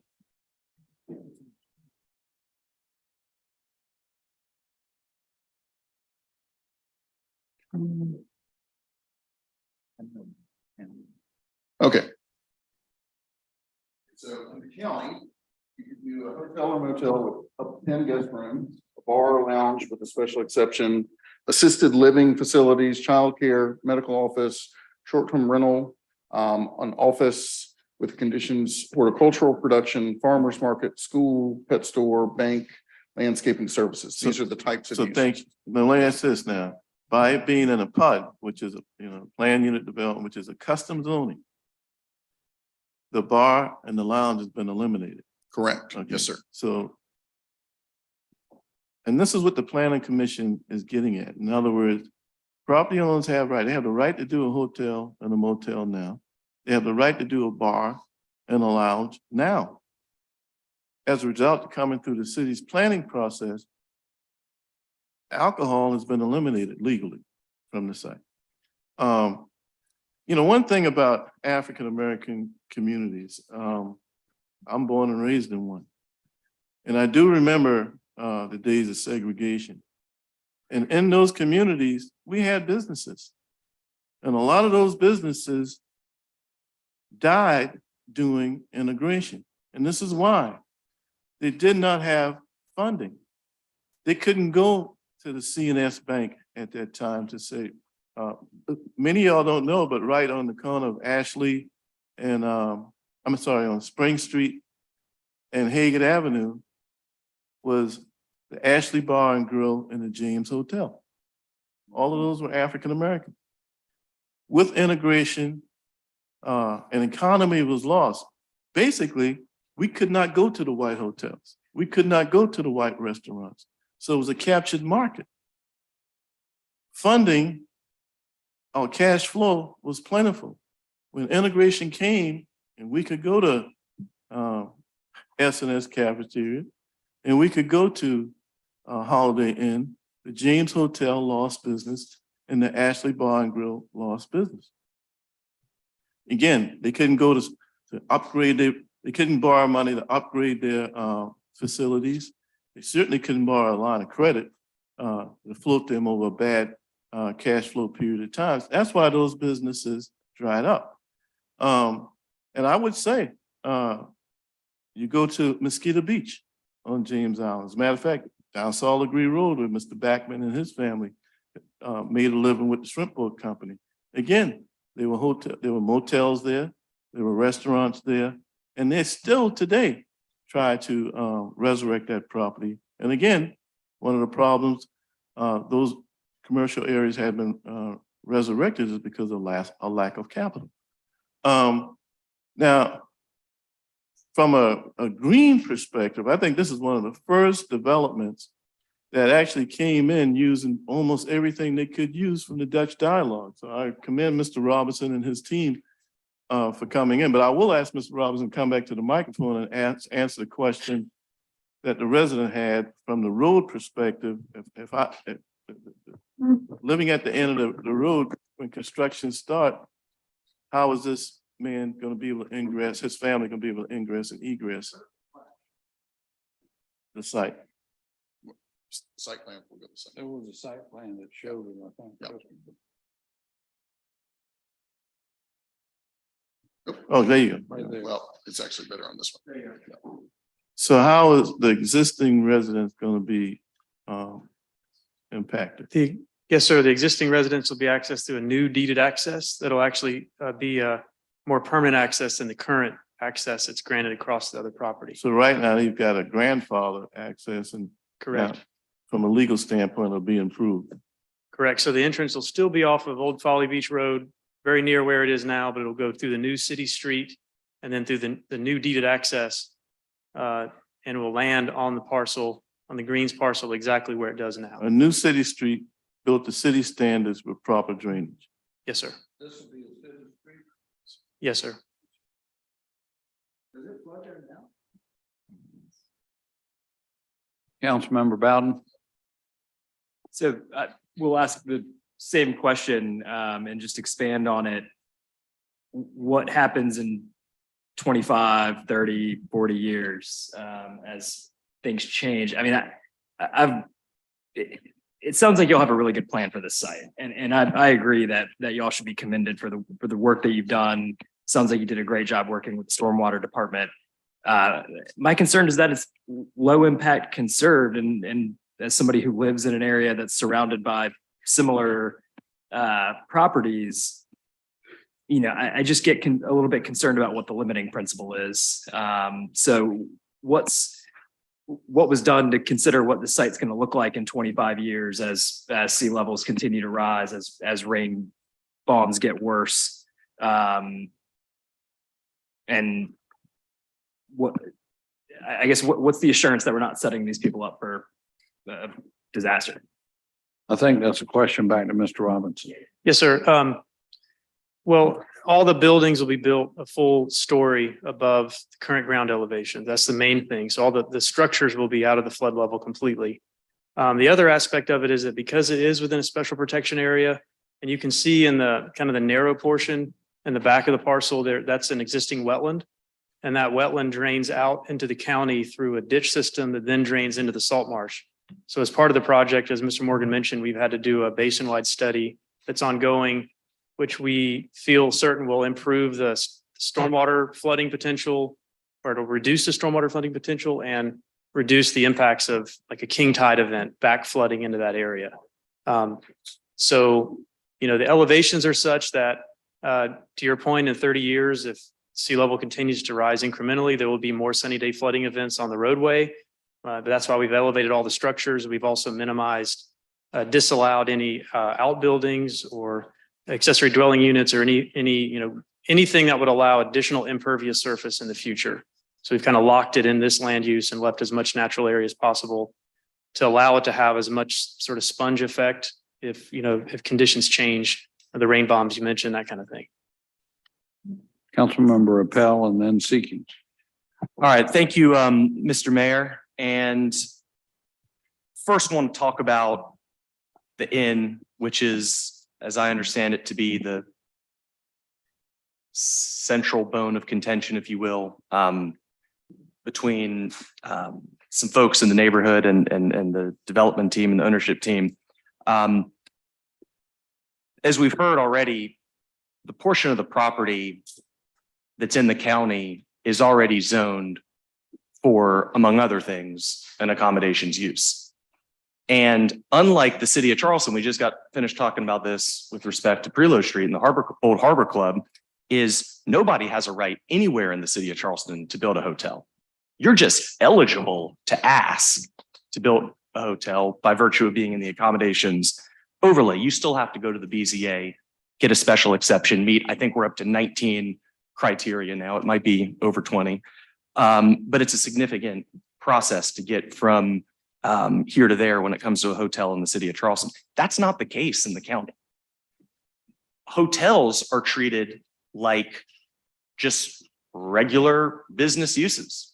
You're entitled to a hotel by right. This owner currently, if they wanted to take their plans and go with the county, they could build a hotel on the site with very minimal restrictions. And there would be no BZA review. There'd be no opportunity for community input because it's a by right use. So that's important to factor in. And oftentimes when we're called upon to decide whether we want to proceed with a PUD or proceed with a rezoning, the question is not no development, green space forever versus this proposal on offer.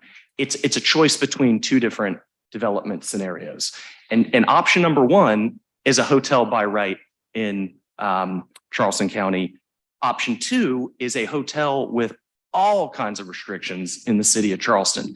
There's not going to be a bar. There's not going to be a rooftop bar. There's not going to be really a lot of the fun stuff you associate with a hotel. No offense, guys, but I'm sure y'all can make it work and have thought through it. But it's not going to be the sort of hotel that is the sort of intense hotel that we think of that has all kinds of adverse impacts. Now let's shift over to the part of the property that's in the city that's currently zoned RR. As we've heard, that property in the city is currently entitled to 3.5 units per acre. This proposal on offer reduces that by about 1/3. So there's actually less development on site than otherwise would have been permitted by zoning. And if these guys were not local, if these guys were just investors from, up north or something that were looking to just turn a quick buck, the easiest thing in the world to do would be to get this sprawled out, entitled, bring some fill onto the property, and let's get some pads ready to turn over to a regional or national home builder that could care less about the community. No offense. That's not what's happening. What they're doing is they're bringing in extremely innovative building techniques, site plan. This is when I look at this, I view this as sound development practices where you're not maxing out the entire footprint of a site with lots and pavement and other impervious surfaces. What they're doing is they're sort of concentrating development in a portion of the property while leaving, I think we heard earlier, 40% of the property in its natural state. So it can function from a hydrological perspective. It can hold and maintain water. This is how clever, innovative site design works. You can't do innovative, clever site design in RR. You need the PUD mechanism to be able to get the creative juices going and to design a site that works with the land and the topography and the elevation. So you don't develop in the low areas and you focus the development where it's appropriate. The problems we have in the city, whether it be Church Creek and elsewhere, is it's maxed out development. It's no attention paid to any of these types of problems. And that's why we have flooding in those parts of West Ashley. And there's countless situations in James Island as well we can speak to. If everything in this, if God forbid, a big old hurricane were to come one day and really wipe out a lot of the city, especially off the peninsula, if we could rebuild everywhere along these lines, we wouldn't have a community that floods. We'd have a more resilient community for sea level rise and rain bombs and all the things we deal with. They're going to be spending more money elevating these structures to be more resilient. Now, how does this work for a developer? They have to find ways to offset and make the deal pencil. That's where this in comes in. That's how this happens. You can't just impose all of these requirements on developers and expect that to just happen. There has to be a give and take, but the net benefits here in the final analysis, I think far outweigh, again, not a scenario where nothing happens, but a scenario where they develop a hotel by right in the county and do a sprawled out development under RR. I appreciate the neighborhood and their engagement on this issue. I think that this is an example of a good collaboration. Like most collaboration, you're not going to see eye to eye on every single point, but I think that there's a lot of positives to come around on this. The last thing I'll say is if we allow this to go through and this gets built, we can point to this as an example throughout the city of how the Dutch dialogues in practice can actually work. How if you come to the city and have a dialogue with our stormwater department and try to find ways to make things happen, your creativity and entrepreneurship can be rewarded. Because the path of least resistance is just to do another sprawl development like we see all over Church Creek, like we see all over other parts of James Island. That is not this. And I hope we could use this as a good example. We can point to what works here and we can show developers you can make things happen by going the extra mile and not taking the easiest way out, the lowest common denominator. James Island deserves the best. They deserve excellence. And that's what this is, I would submit. So with all of that, I will rest my case and encourage my colleagues to give this some due consideration. Thank you. You rest your case, point of order. There's actually not a motion on the floor yet. Well, I will make a motion to approve this PUD with all the conditions from the Planning Commission. Councilmember Seekings and then Shade. Just very briefly, I've got a couple of questions to the development team. One, I guess, does it flood out there now? And what causes flooding out there? Flooding does occur sometimes now by way of the drainage ditch that I mentioned before. It connects into the tidal creek and then in that wetland system. You have groundwater flooding out there too?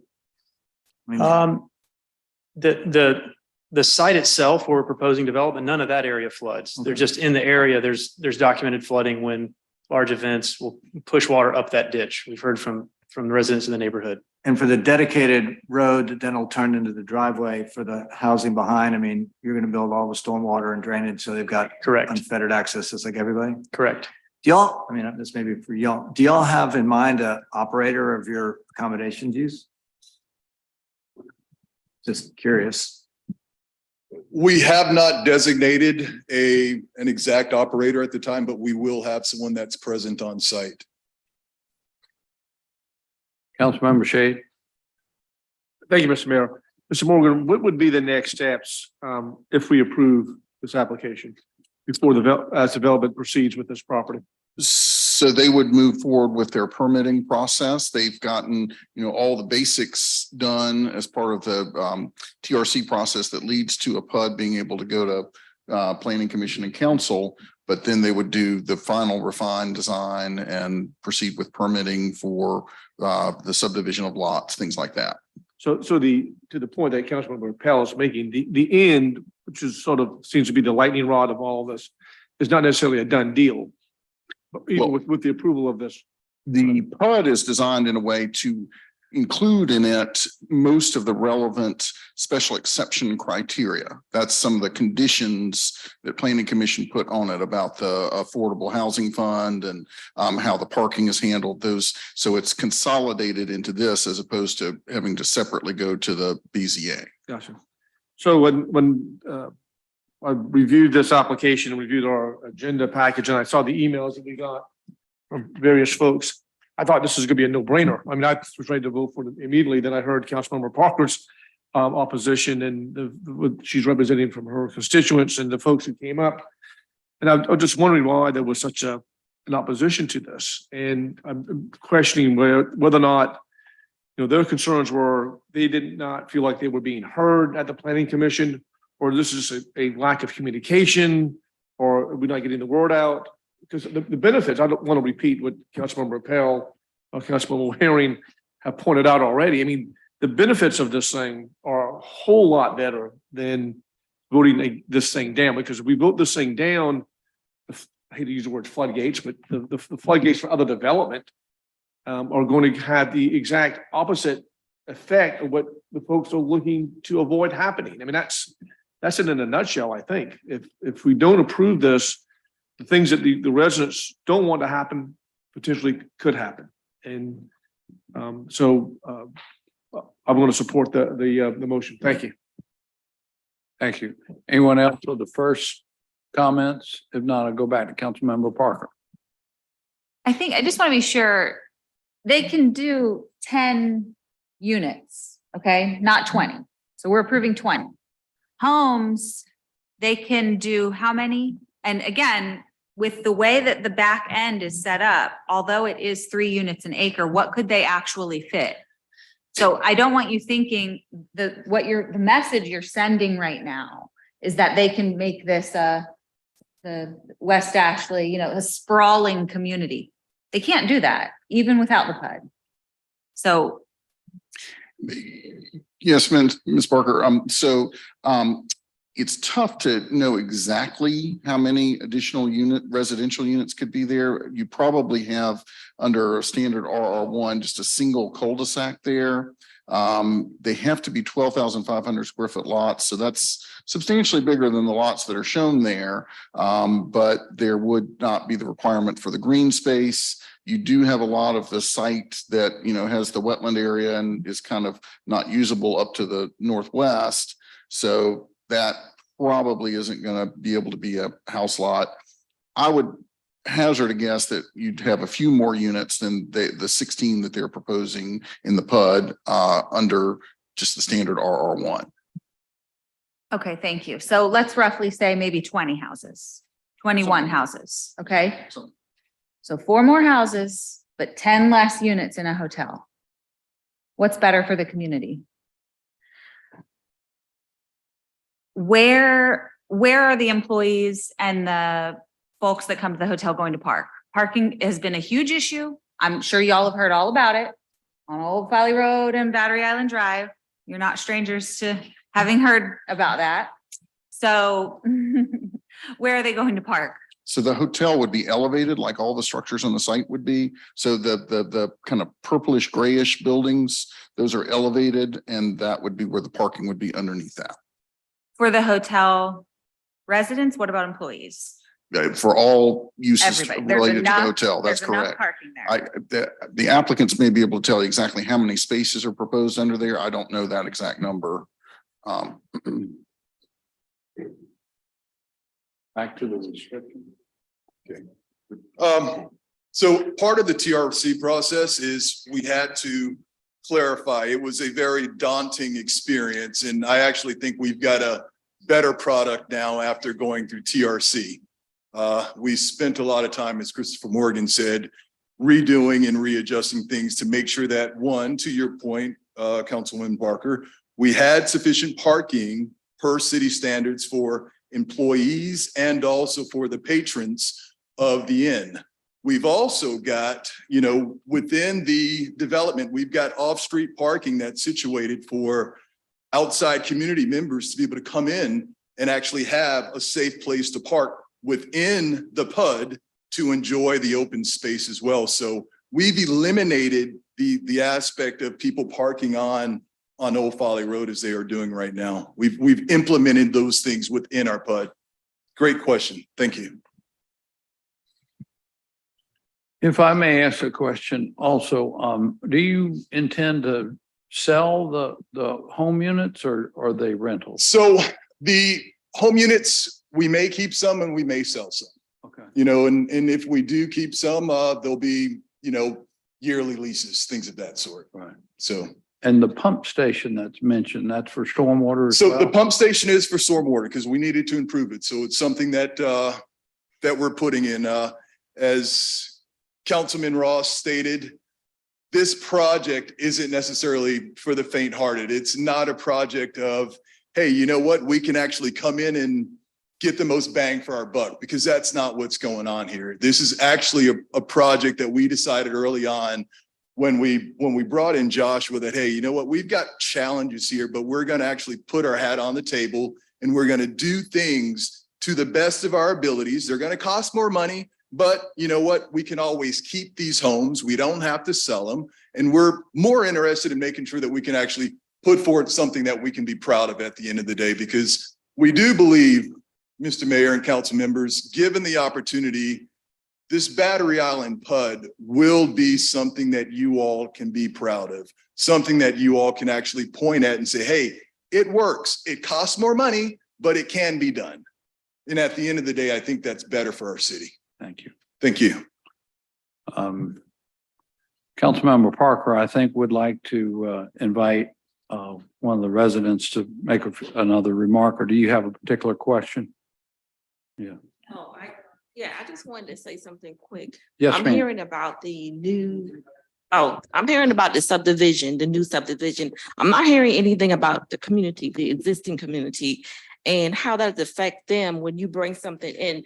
As you can see on TV, and where you're here now, you're developing, but the existing neighborhood is being flooded because of that. What about the existing community? I'm hearing everything about the new people. The existing community, just like them, they are resident, they are probably born here, but they've been born here too. I'm not hearing much about what the existing community, these community, they walk. They don't have a sidewalk. It's off of Folly Road. It's hard now to get on Folly Road during the spring and the summertime. It's a side road. It's not big at all. I mean, with an N and more, you're high. But what about the community, the existing community? That's what I'm not hearing. Thank you. Thank you. Did TRC require a sidewalk to go with the development? There would be sidewalks within the development and on the outer edges along the surrounding roads. Okay. Yeah. Councilmember Parker. Thank you, Mr. Mayor. Yes, I'm glad she brought that up because that was one of my questions. Who's responsible for those ditches now where all that water from the new development is supposed to drain? I believe it goes into DOT rights of way. I'm looking to Joshua because I think he knows better. Yeah, the front portion of the site drains into the DOT right of way, and the majority of the site drains out of the city parcel into a county ditch and then back into the DOT right of way. So that's part of our coordination, is having to ensure we have the drainage easements in place and all the ongoing agreements so the water can go from the city into the county and then back into the DOT, which now there's no existing agreements in place to make sure that happens. And there's some ambiguity about who's responsible for what aspects of the drainage system. So we have to clarify that to make sure we have proper drainage from the site. And Mr. Robinson, would you say, and I think this is in accord with our current requirements, that at the end of the day, that the drainage basin is better served by the improvements that you're making in terms of drainage? Yes, sir. We believe that's the case. We're having to study the whole basin all the way to the outlet, and that there's no real motivation to study the basin, whether it be in city and county, unless we were to make some changes to it. So we'll be certainly adding more stormwater volume storage in the area than is there currently, and so that'll have a net benefit in the end. All right, thank you. All right, any other questions or comments? Okay, one more time. We normally have two calls per Okay, item, but we'll that's fine. one last call. Just again, I can't get Yeah. those ditches cleared on the other side of Battery Island Drive. Y'all know how I feel about that, okay? Yeah. Haven't been touched, been here 11 months. DOT, city, house rep, we're all working on it. Is the stormwater infrastructure going to help alleviate the neighbors' flooding? I think was her question. We're not talking about that.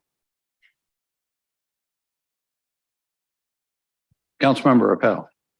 I mean, I'm nobody to speak for Joshua Robinson and Matt Fountain on this, but as I understand our new stormwater manual,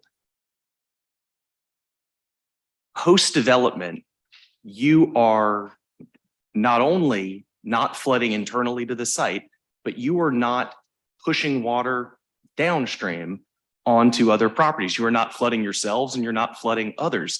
You know, all those emails we get from developers that are tied up in TRC and they're having all these trouble meeting the stormwater requirements. It's because our stormwater requirements are really, really stringent. They're the toughest stormwater requirements in the state for sure, if not the region. So there's this perception that new development causes other areas to flood. That's a reasonable perception because that's what's been the case for 60 years.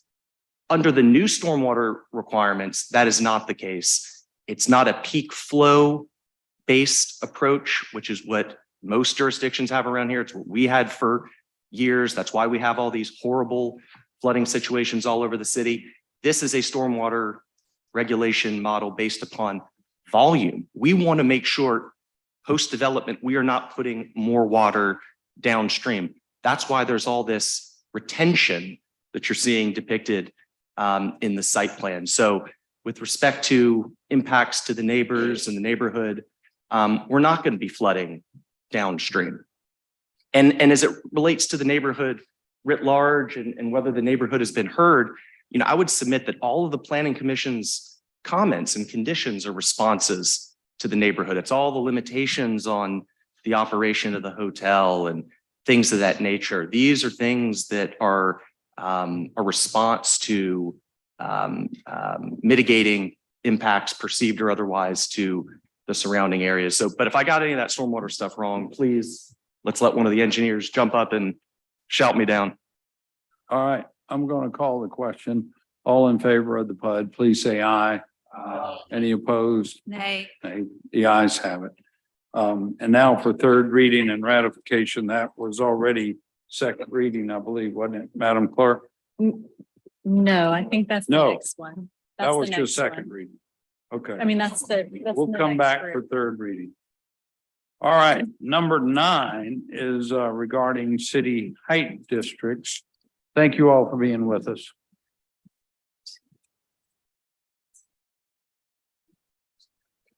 So I'm sorry, I skipped over the height amendment. So Mr. Mayor, members of council, so this is a fairly simple amendment to the 2.5-story height district. This was actually inspired by the discussions with the applicants of the previous case that you all saw in the west side, because we understand the need to elevate structures and the need to not have unusable space in that foundation area underneath it. And so what this ordinance would do is let you, if you were using that area for parking, it would let it count you would still be able to have 2 stories of occupied space above that in a 2.5 story district. Again, it just applies to the 2.5 story district. So even if you have parking under it or other types of storage, you could still have 2.5 stories above it as long as you adhered to our AE and VE flood zone requirements and our 2-foot freeboard elevation requirements. So that was a way to help give a little bit more flexibility in areas like this. I think the applicants for those particular cases felt like it was not going to work in their particular situation because of the type of structures they wanted to build, but it would in certain instances in these 2.5 story districts that are around the city give some relief. It also is modeled on what we have that allows for buildings that are existing to be elevated. It's the same type of allowance for those. So we felt it was important to have a similar allowance for buildings that were brand new to make sure that they were getting elevated as well. All right. Would anyone like to be heard on this matter? Yes, sir. Please come forward. I actually waited for this because I had made public comment on this issue with the Planning Commission, and I didn't hear my name. I didn't hear anything on it, period. So I was deeply concerned in terms of what I just heard a few minutes ago. The Planning Commission has had this power since for 80 years, where you had to come to the council and get pretty much a majority to override it. By having this new ordinance, it really creates for existing residents serious problems like tonight. Now, another question I have with the Planning Commission is this in their process. They're planning commissioners who serve for many years. They've come before this council several times. And will you have a criteria for former members and members with this growth to give notice to council on a record? I am a planning commission member, I'm a BZA member, I'm a BAR member, to ensure that they're not getting special considerations with these new ordinances that's being proposed on the floor. Thank you, sir. Would anyone else like to be heard on this matter? Seeing none, it comes to council. Thank you, Mr. Councilmember Mayor. Seeking. So, Mr. Morgan, in my day job, I'm instructed I'm never allowed to ask this question, but in my night job, which seems to be going on interminably tonight, I get to ask it. Why would this not have helped 1 through 4 that we took up earlier? Our staff felt like it probably would have. We didn't have all the particulars of their designs, but we felt like if they were as low as 4 feet, you know, and you're having to go up to, I think, 11 feet over there plus, or 9 feet, excuse me, plus 2, so you get to 11, that there would have been enough area that they could have had a park under and all like that. They were talking about there might not have been the clearance to meet code for parking underneath it, but at least it could have been other storage area, that kind of thing. And it was just a function of the way they were designing their buildings. Okay, my follow-up why is after hearing what we heard when we debated 1 through 4, particularly the neighborhood and Mr. Lawrence, why would we do this if we want to keep buildings at the levels that the community where they already exist in the community like we talked about on Ashley? So is this like, I mean, kind of a. So every new building has to be elevated to the AE or VE elevation plus the freeboard plus 2. So you've got to have the newer buildings are going to be higher than the older buildings over there. And so you're already seeing some of the older buildings as they get renovated being elevated as well. So it's just a way that if you had enough space under there that could be usable, that you wouldn't normally in our height regulations, that would count as a story. If it's 6 feet or more and it has storage in it or a garage or something like that, then it's counted as a story. In this instance, it wouldn't be counted that way. It would just be the flood elevation you have to do, and you could still do 2 stories on top of it in a 2.5 story district. Thank you. That makes sense. Any other questions, comments? Have we had a motion on this yet? Sir? Have we had a motion on this one yet? No. So moved. Oh, yeah, there's no motion. So moved. Okay, we got a second. All right. Any other questions? All in favor, please say aye. Any opposed? The ayes have it. Just Next, a reminder, we're taking gonna 10 through take 20 10 together. through 20 together. And Mr. Morgan, if I respectfully, if I may, just call out the names of the addresses. And if anybody would like to speak on any of these, please come forward. So these are 11 properties that are all being brought into the city and given zoning of either SR1 or SR2, Yes, sir. which is residential zoning. And the addresses are 827 Trent Street, 2 Trail Hollow Drive, 7 Oakdale Place, 1630 Wapu Drive, 1592 Southwick Drive, 28 Rosedale Drive, 17 Lindendale Avenue, 1239 Wisteria Road, 1509 Gardenia Road, 1624 Wapu Drive, and 2040 Coker Avenue. Would anyone like to be heard on any of those properties? Please come forward. Seeing none, it comes to council. We have a motion to approve all 11 items, number 11 through 20 for second reading, then we'll come back to number 15. Right. Okay. Any comments, questions? All in favor, please say aye. Any opposed? The ayes have it. Now on number 15, we give third reading and ratification. Any questions? All in favor, please say aye. Any opposed? The ayes have it. That ends our public hearings for this evening. Next up is our approval of city council minutes from October 25th. Any changes, additions, deletions? All in favor, please say aye. Any opposed? The ayes have it. Next is our citizens participation period, and Madam Clerk will lead us in that. Again, when you come forward, please state your name and address. And we'll give a minute and a half as well to All right. speak. the time is a minute and a half. Anthony Bryant. 2123 Cortland Avenue, also line 29403. I'm here for some really serious reasons. Okay, the Homeland Security Act of 2002 provides civil rights, civil liberties. I made several public comments, complaints in federal court regarding Order 589 of the Supreme Court doing Operation Seahawk, where the State Ports Authority basically had people speaking assembly investigated during COVID-19 under Harlow versus Fitzgerald, 1982.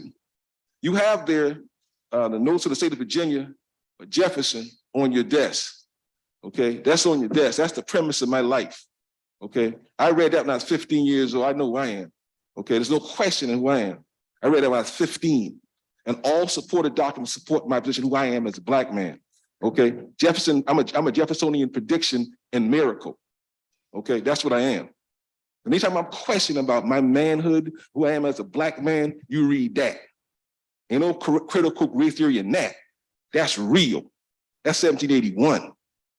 Okay, in this hollow chambers we're in, those people fortified that era. And I'm a historical miracle.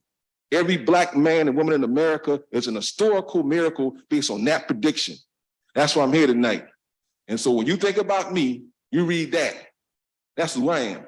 No questions asked, ain't no critical race theory. That's real. Mohammed Idris.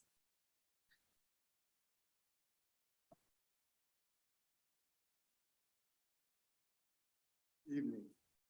Good evening, Council Mayor Mohammed Idris. It's very interesting tonight. There are 12 of them, council people supposed to be represented there. We got the mayor, which is 13. You know, when you look at mayor, M-A-Y-O-R, and you look at M-A-R-E, see mayor too. And you got a horse back there where our great president, George Washington, is standing by that horse. And he got you all looking in that direction, and he got the tail of the horse up. Now remember now, the horse is a mare, a female horse. Now when the horse tail is up, it's telling you all something. And I know y'all fellow know with Masonic orders, the Shriners and all of that. So think about that for your Thanksgiving and your Christmas present. You know, when you put that mask on Halloween, and then right after that, it's the turkey season. And if you put a number by a turkey, each letter's in it, you're gonna be 100. You're gonna add up to 100 turkey. Okay? Now you're a turkey now, and you know a turkey got a red thing underneath its neck. It's gobbled all the time. It's just gobble, gobble, gobble, and make a whole lot of noise. And but the end of that is the key. Now the next month gonna be Christmas. And we're gonna have somebody coming down the chimney. A big line. A big line now. Walmart going out of business. Yeah, I mean, yeah. You know, praise God. Now, Santa Claus coming down the chimney. And a whole lot of these buildings that's now don't have no chimney. So they ain't gonna get no present. And that is the reason why they shoot the shot that they do on New Year's Eve. Because when they put that mask on, when they put that mask on, and when they look at that building after Christmas, and they say,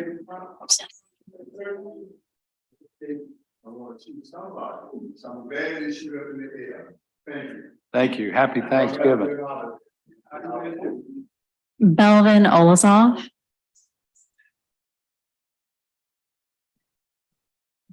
Hello, everyone. Belvin Olsov. I live in Fort Wade Race Street, and I'm also the co-director of the Charleston Climate Coalition. I'm here today to talk about climate action and the upcoming budget cycle. The Climate Action Plan is a wonderful blueprint for success. I'm very proud of the council and the mayor for passing it. But my concern as an advocate, as always, is there sufficient budget and is there sufficient staff to make the Climate Action Plan a success? And there are a few key provisions I'd like to strongly resonate my recommendations for this coming cycle. A grant writer in the resilience, sustainability, and stormwater section. The Inflation Reduction Act features billions upon billions of federal funds. And if we have someone who is uniquely suited to apply for that money, that sets us up for a great deal of success in the years to come in terms of climate action. And secondly, a communications and community outreach director with the Office of Sustainability would be wonderful, because Kay McCain is a force of nature, pun intended, but she's just one person. And to expect one person to be able to facilitate, disseminate, and direct over 50 action items in the Climate Action Plan is excessive. So I strongly would like to resonate my support for these specific budget provisions. And just to remind City Council that the last time there was this much CO2 in the atmosphere was over 200 million years ago. And there were no ice caps, and where we're standing right now was underwater. So there's a great deal of urgency in what we do here in terms of climate action. The city has an international reputation. What we do here resonates and echoes. So we can. Thank you, sir. Kale Saparian. Shipman, maybe?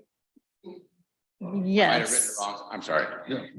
My name is Cale Shipman. I am a member of the Low Country Stargazers, and I wanted to congratulate everyone in Charleston for the foresight to change the lights over to high efficiency lighting in the streets. But I would also ask that as we go forward with this project, changing the lights over, that we're kind of at, you've heard the expression, at a fork in the road of life.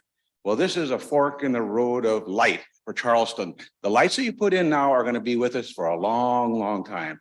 So you want the lights to be shielded, pointed down. Actually, this beautiful room is an excellent example of lighting. We have exactly the right amount of light. We have lights pointed down to where we need it, which is what you'll want on your streets. But the thing that's a little bit subtle is the lights in here are bright enough, but they're warm lights. And so Dominion Electric Lighting can put in lights that the spectrum is of a warmer nature, just like the lights in this room. So again, thank you for doing the lighting project. And again, I think we want it to be warm lighting as much as possible. It has to be safe, of course, but also keep in mind that it needs to be a warm lighting so that we can hope to see more of the night sky, which is disappearing. Thank you, sir. Harak Pati, and apologies if I mispronounced that.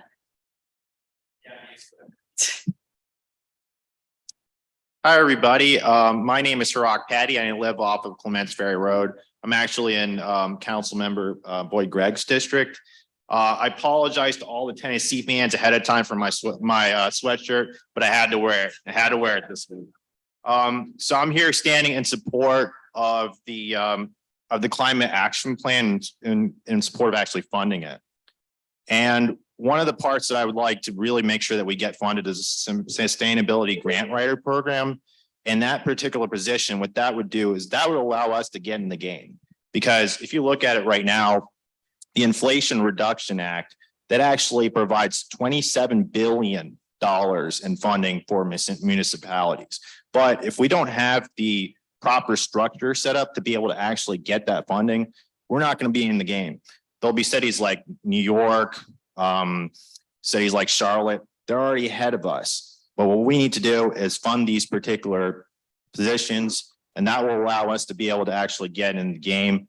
And so I think part of being a taxpayer, what I found out recently is I just got a bonus check because I'm at a law firm. I just got a bonus check. And I thought, okay, I'm going to get a real big bonus check. A lot of my money disappeared, and I looked down and it said federal taxes. And I said, okay, well, I'm okay with those taxes going somewhere, but I want to make sure that whatever federal tax money that I'm putting forth, I want to make sure all of that funding, we're actually putting it back right back here in Charleston. So I appreciate the opportunity to speak in front of you guys today. And I hope to get a chance to talk with you guys a little bit more soon about working on this. Thank you so much for your time. Thank you, sir. Caroline Frady.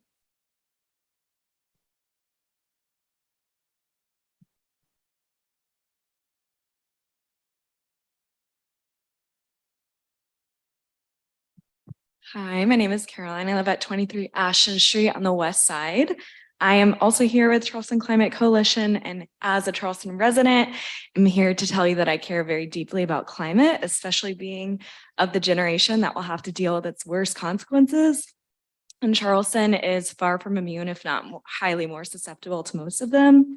So I second my people here in asking you to fund these staff positions so that we can actually access some of this money that it could be allotted for local climate funding. I also ask that we expand the facilities of composting. There's only one public facility on the peninsula and only a handful in Charleston.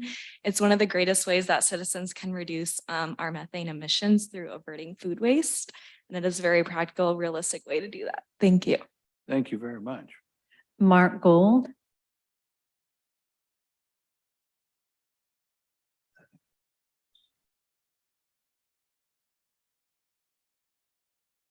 Good evening, Mr. Mayor and council members. My name is Mark Gould. I live at 25 Catfiddle Street, which is really at the intersection of the Crosstown and Ashley. I am the co-director of Citizens Climate Lobby, and I'm here to ask that the budget include, as some of the previous speakers, that the budget include money for a grant writer. This will to help implement the climate action plan. Charleston is way ahead already by having issued this climate action plan. And we can stay ahead if we have a grant writer who can identify projects when they start to be, when the funding starts to come out in more detail next February, to be on top of this. We can do so much with this money to help implement the Charleston Climate Action Plan. Thank you. Thank you. Appreciate it. David Quick. Good evening, Mr. Mayor and council members. Thank you for your service. I mean, long meetings, you show patience and civility and respect for your constituents. So kudos to you guys for putting in this time to serve. And thank you for passing the Charleston Climate Action Plan last year. It's a wonderful Charleston specific plan. The next step to keep it from just being a document that collects dust on the shelves is to put it in action. We've already had several suggestions as to what we would like to see funded. I'd like to add, as an electric vehicle driver for the past 6 years, we need more electric vehicle charging stations in downtown Charleston. It's coming. If you watch any sports, you'll see the EV commercials on TV. So that's definitely also something that needs to be added to this list. A second, also the composting. And one thing that hasn't been mentioned so far is trying to get away from gas-powered leaf blowers. They're loud, they're smelly, they're horrible for the environment. And if we could switch the Public Services Department over to electric, that would be great. I wanted to talk about ripple effects real fast because I am not a constituent of yours. I live in Mount Pleasant, 1502 Village Square. But I need you guys to pass this so I can take this to my town and say, look at what Charleston is doing. I've already had a breakthrough with Mayor Haney. Hopefully we'll follow through with it.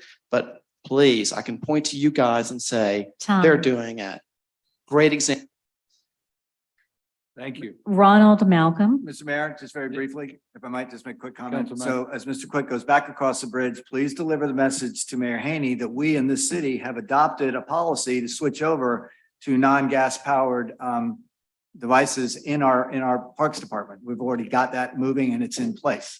So just let them know. I will. Councilmember Parker. Is that to the tune of $24,000 each? It's You're in next paying year's for it? budget. It Right. still needs to be approved. You're paying for it. Your taxes are just gonna be raised, but $24,000 for a electric powered. Good? Yeah. All right. Ronald Malcolm.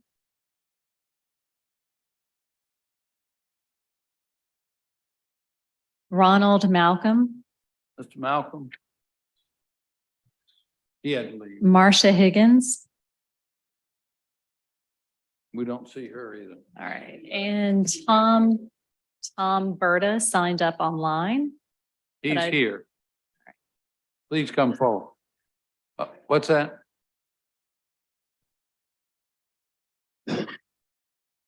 Good evening. I want to thank the mayor and the council for listening to me. I'm Tom Burley, 439 Manwood Lane over in West Ashley. I'm also an advocate with the International Dark Sky Association. I applaud the town here, the city, for adopting the new LED lights. I've worked with the Parks Department. I spoke with the mayor before in his office, and I'm also working the one that's been working with Councilman Brady to get this initiative going. I do have one issue though. You said we could save what, 35%, sir? We can save 75% if we do not do what Dominion wants you to do. If we go down to 2200 Kelvin, and there's plenty of studies out there, scientific and by police and fire, that shows that it's better for you. It will reduce our energy cost up to 75%. That's a big savings for the city. Now, I know what I got from one of the gentlemen here in the city was that South Carolina DOT recommends the 4,000 Kelvin. I know you guys can do lower, at least in the city. And also just think about the health effects. Women, men, you get cancer because it messes with your melatonin, your circadian rhythm for sleeping.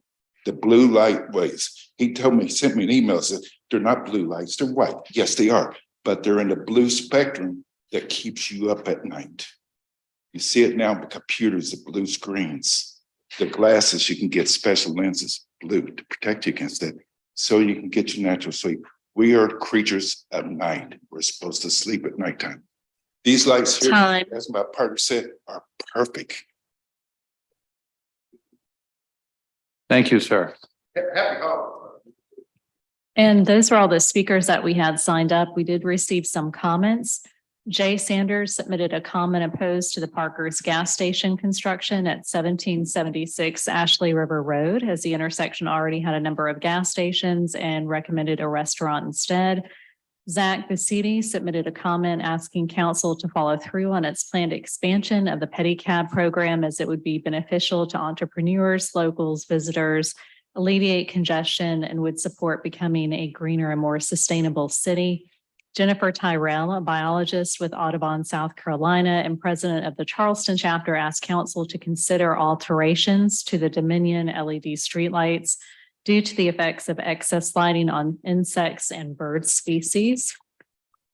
Sorry, a moment. Charleston was a major migratory flyway for hundreds of bird species. Warmer colored lights would reduce the impacts on insects and would not impact migrating birds as much. Tony Daniel said calling roads with trees in the middle of them open was not being honest, and James Island needed representatives who lived there to represent James Island. And we also received 9 comments by telephone stating that they thanked the Charleston Police Department for recognizing that the flag of Dylan Roof was highly offensive and for ensuring that people who came to White Point Gardens to get married could do so without the flag in the background. They wish that the flag would be disallowed on all days so that it would not ruin visits to the Battery by tourists and residents. And those are all the comments we received. Right, thank you. So that's the end of our citizens' participation period. We have one petition and communication, and that is to give you an update from Ruth Jordan, our manager of the MWBE Minority Women's Business Enterprise Program. Ruth, so glad to have you with us this evening. Sorry, it took a little while to get here. Good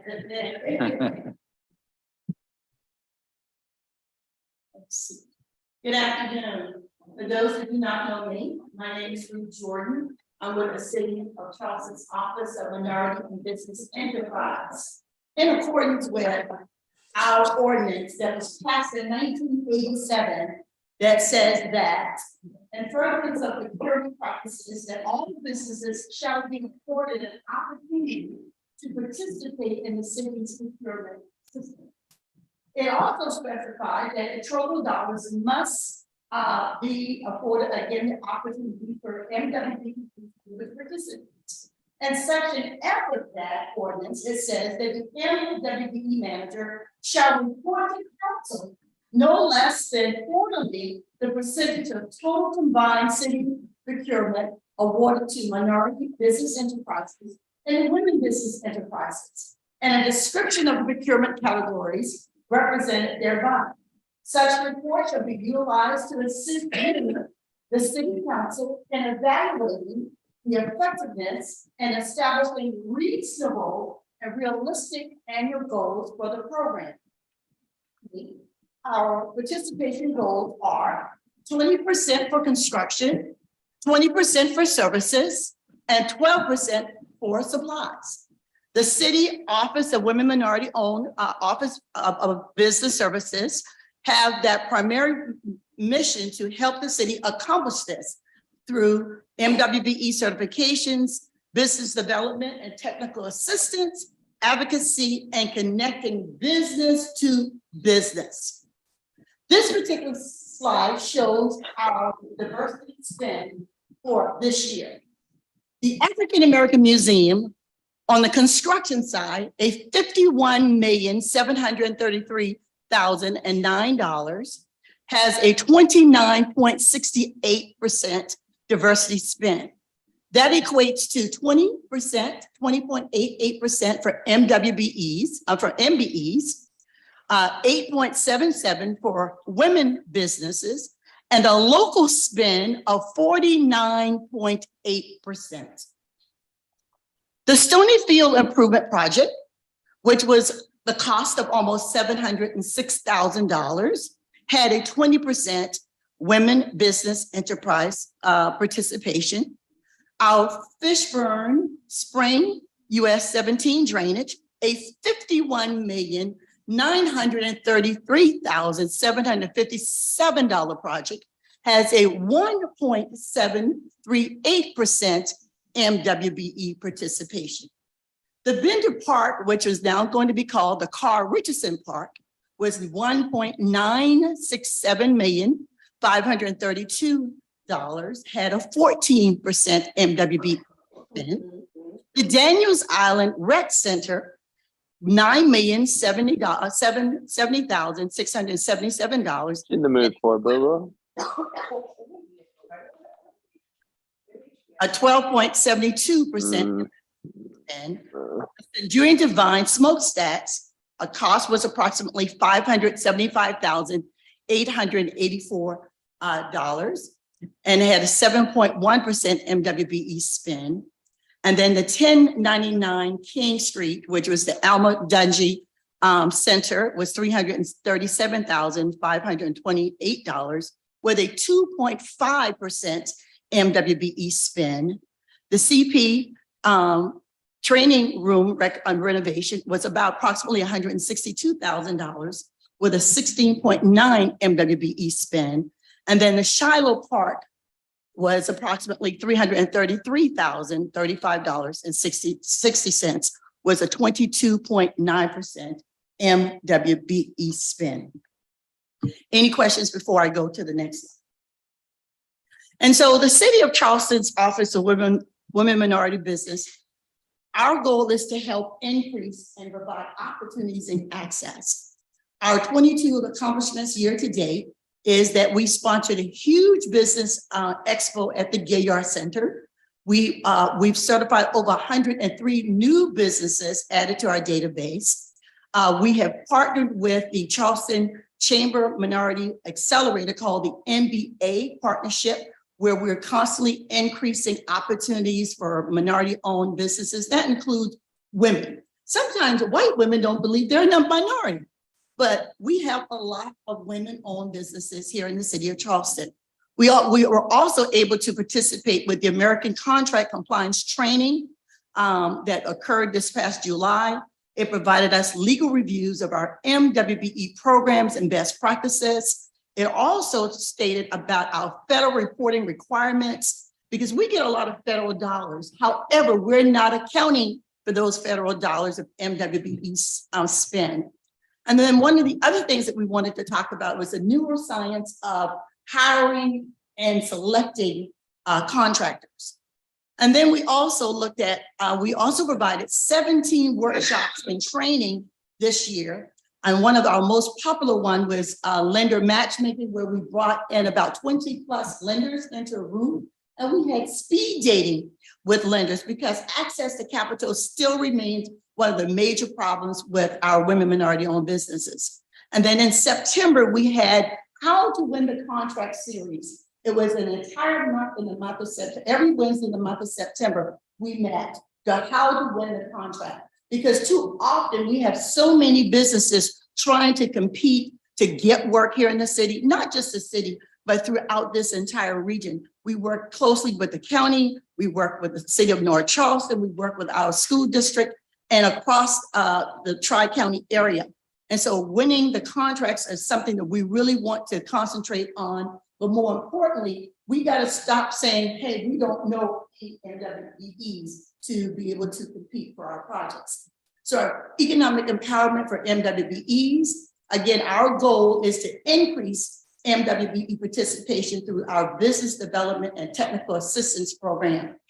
We would like to continue to provide access and training for our procurement managers, project managers, staff with goal setting and understanding and tracking MWBE participation. The first slide that I showed you only had construction. Now, we do more than just construction in the city.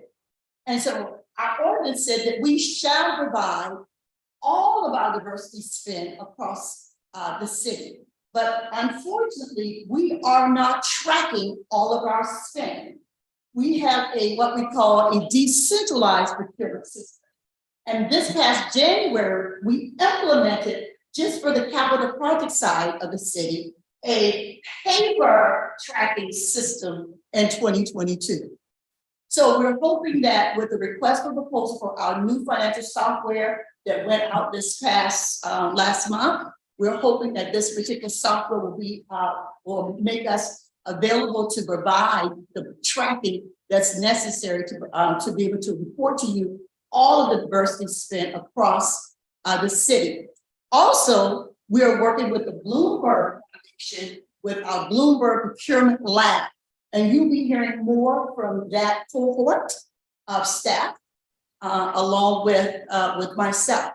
And then finally, not finally, but we are also looking at developing the James Lewis MWBE Entrepreneur Resource Center. We are in the final designs in terms of that lease with the developer. And then we also were able to get this past year a grant for $125,000 for business development, for workshops and webinars. And this particular grant allowed us to have almost 1,575 live attendees to attend these business webinars. We had YouTube viewings of 549. We had 24 resource partners.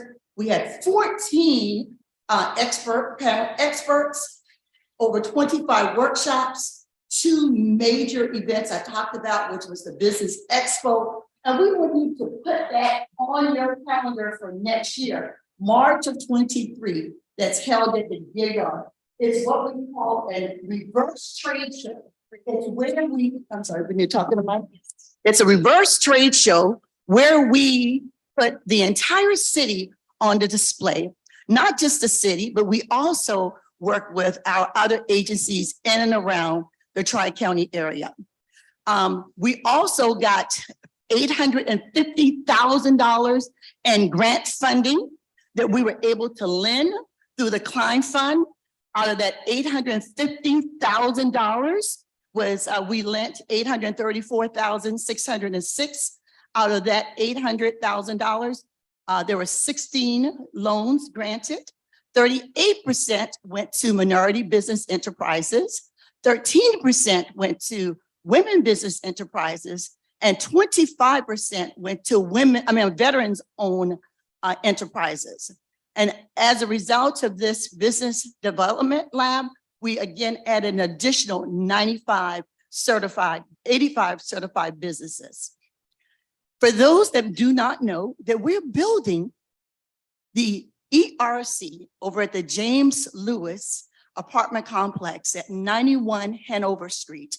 This is going to be a co-working space that's dedicated towards women and minority-owned businesses to have a presence on the peninsula. Over the past 20 years, we've lost the presence of a lot of women-owned and minority-owned businesses here on the peninsula. This particular space will include 39 co-working spaces in a shaded blue part, along with some private offices, as well as some semi-private offices. And then what's unique about this air spot is that we're going to have a healthy corner store. You know that there is a food desert there in and around Hanover. So we're going to have a healthy corner store with 2 retail spots. All of this is going to be at a very nominal, small rental rate that will be subsidized. And so this is going to be the James Lewis Retail and Healthy Corner store there at 91 Hanover. We've worked with the developer. They're leasing this property back to us for a very low nominal fee. I won't say it in public until we sign the lease. And that is in review for the City of Charleston's Office of Women and Minority-Owned Businesses. Thank you, Ruth. Any questions for Ruth? I think given the hour, we'll catch you later. Councilmember Parker has a question. Ruth? Thank you so much for that presentation. Well, thank you. I would love to have you at the Women's Commission meeting, and you know, you don't have to give that same presentation, but certainly tell us how we can grow those numbers. Yes. You know, especially related to women. I think that's key. When you see that number and look around this room, like you said, it's very clear to me that I'm the minority in the room. Yes, you are. And again, thank you for all that you do. I will tell you, you are amazing. You are amazing as council members. I have served and have sat on lots of boards and commissions, and I don't know how you do it. So again, give you a round of applause for standing and still doing the great work. Thank you. Thank you. And I don't really need to comment, but I will just say Ruth is doing a great job. And she has struggled with our own technology, I'll be honest with you. And we've been waiting to get this one solution software to upgrade all our accounting systems. And for the first time, we will be able to do better tracking or do tracking in some areas really for the first time. But those numbers she just flashed up there about all those seminars, 1,575 individuals participating in all these seminars and all total. I mean, that's a lot of people for what they're doing. And it's really significant. So thank you, Ruth, for coordinating all that. Okay, next up is our council committee report. First is our Human Resources Committee, Councilmember Gregory. Microphone. We met on November 10th. And we had a discussion of some old business, just updating staff and recruitment and retention. No action was taken, Mr. Mayor. Great. So there's really nothing to vote on. I think it really all folded into our budget for next year. Already. Right. Next up is our Committee on Recreation, Councilmember Shealy. Thank you, Mr. Mayor. We met on Monday, November 14th last week. Lori Yarborough introduced us to Justin Braddock, our new enterprise manager, who's been with us for about a month. He came to us from the U.S. Soccer League out of Tampa, U.S. Soccer League office there. And he's got a sports and business background, and he's brought a lot of excitement to the recreation department. And he's off to a pretty quick start. He's already, with our adult sports program, he's brought in some revenue by launching a digital campaign with some local restaurants and some bars to advertise a place to watch World Cup matches. And he seems to be a very sharp guy. He's energetic, and our committee, I guess I speak for myself. Well, I was pretty impressed with him. I think the rest of our committee was as well. We received a report on staffing in the recreation and the parks. We got a 32% vacancy right now in recreation. There's actually 87 positions vacant. Most of those are part-time employees. In the athletic division, our large recreation centers are short-staffed, and we're short-staffed in our community buildings as well. We do have MLK pool running right now. We don't have the others because of aquatic staffing issues right now.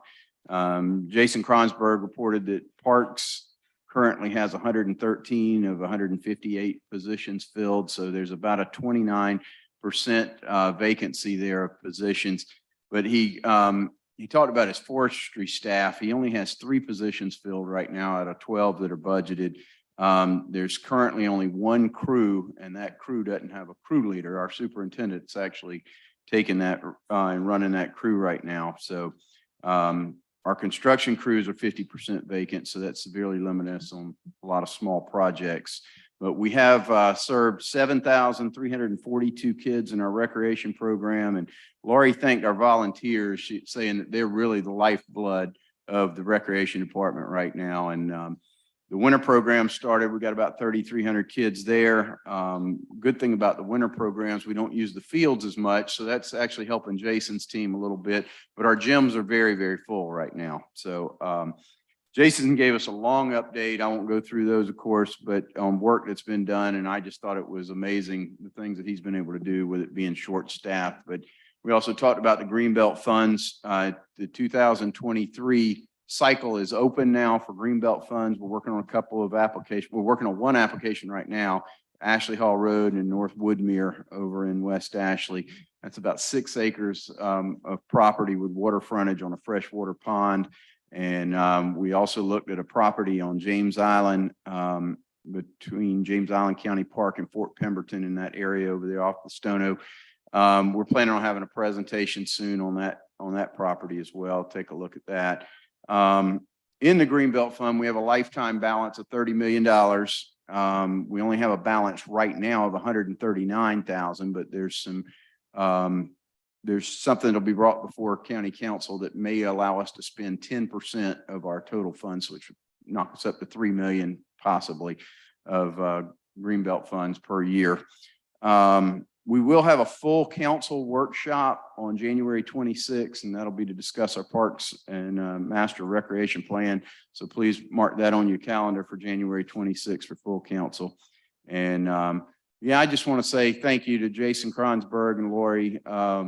You know, they've been hit as hard as any department, and they've done a phenomenal job. Robin Cooper as well in the athletic department. So didn't have anything to approve, but that's the conclusion of my report, Mr. Mayor. Thank you. Thanks for the report. I just want to add one item, and Councilmember Appel and I attended a dedication on Sunday. You know how we've had a cry for more pickleball courts. Well, Ashley River Baptist Church redid their old defunct tennis courts and built 5 brand new pickleball courts, and they're open to the public. They are intentionally saying the public is welcome to come on our property and use these pickleball courts. So the next citizens that are looking for pickleball, let them know about Ashley River Baptist Church. It's right on Savannah Highway, just beyond the Coburg Cow. All right, next up is our Committee on Community Development, Councilmember Mitchell. All right, any discussion? All in favor, please say aye. Aye. All right.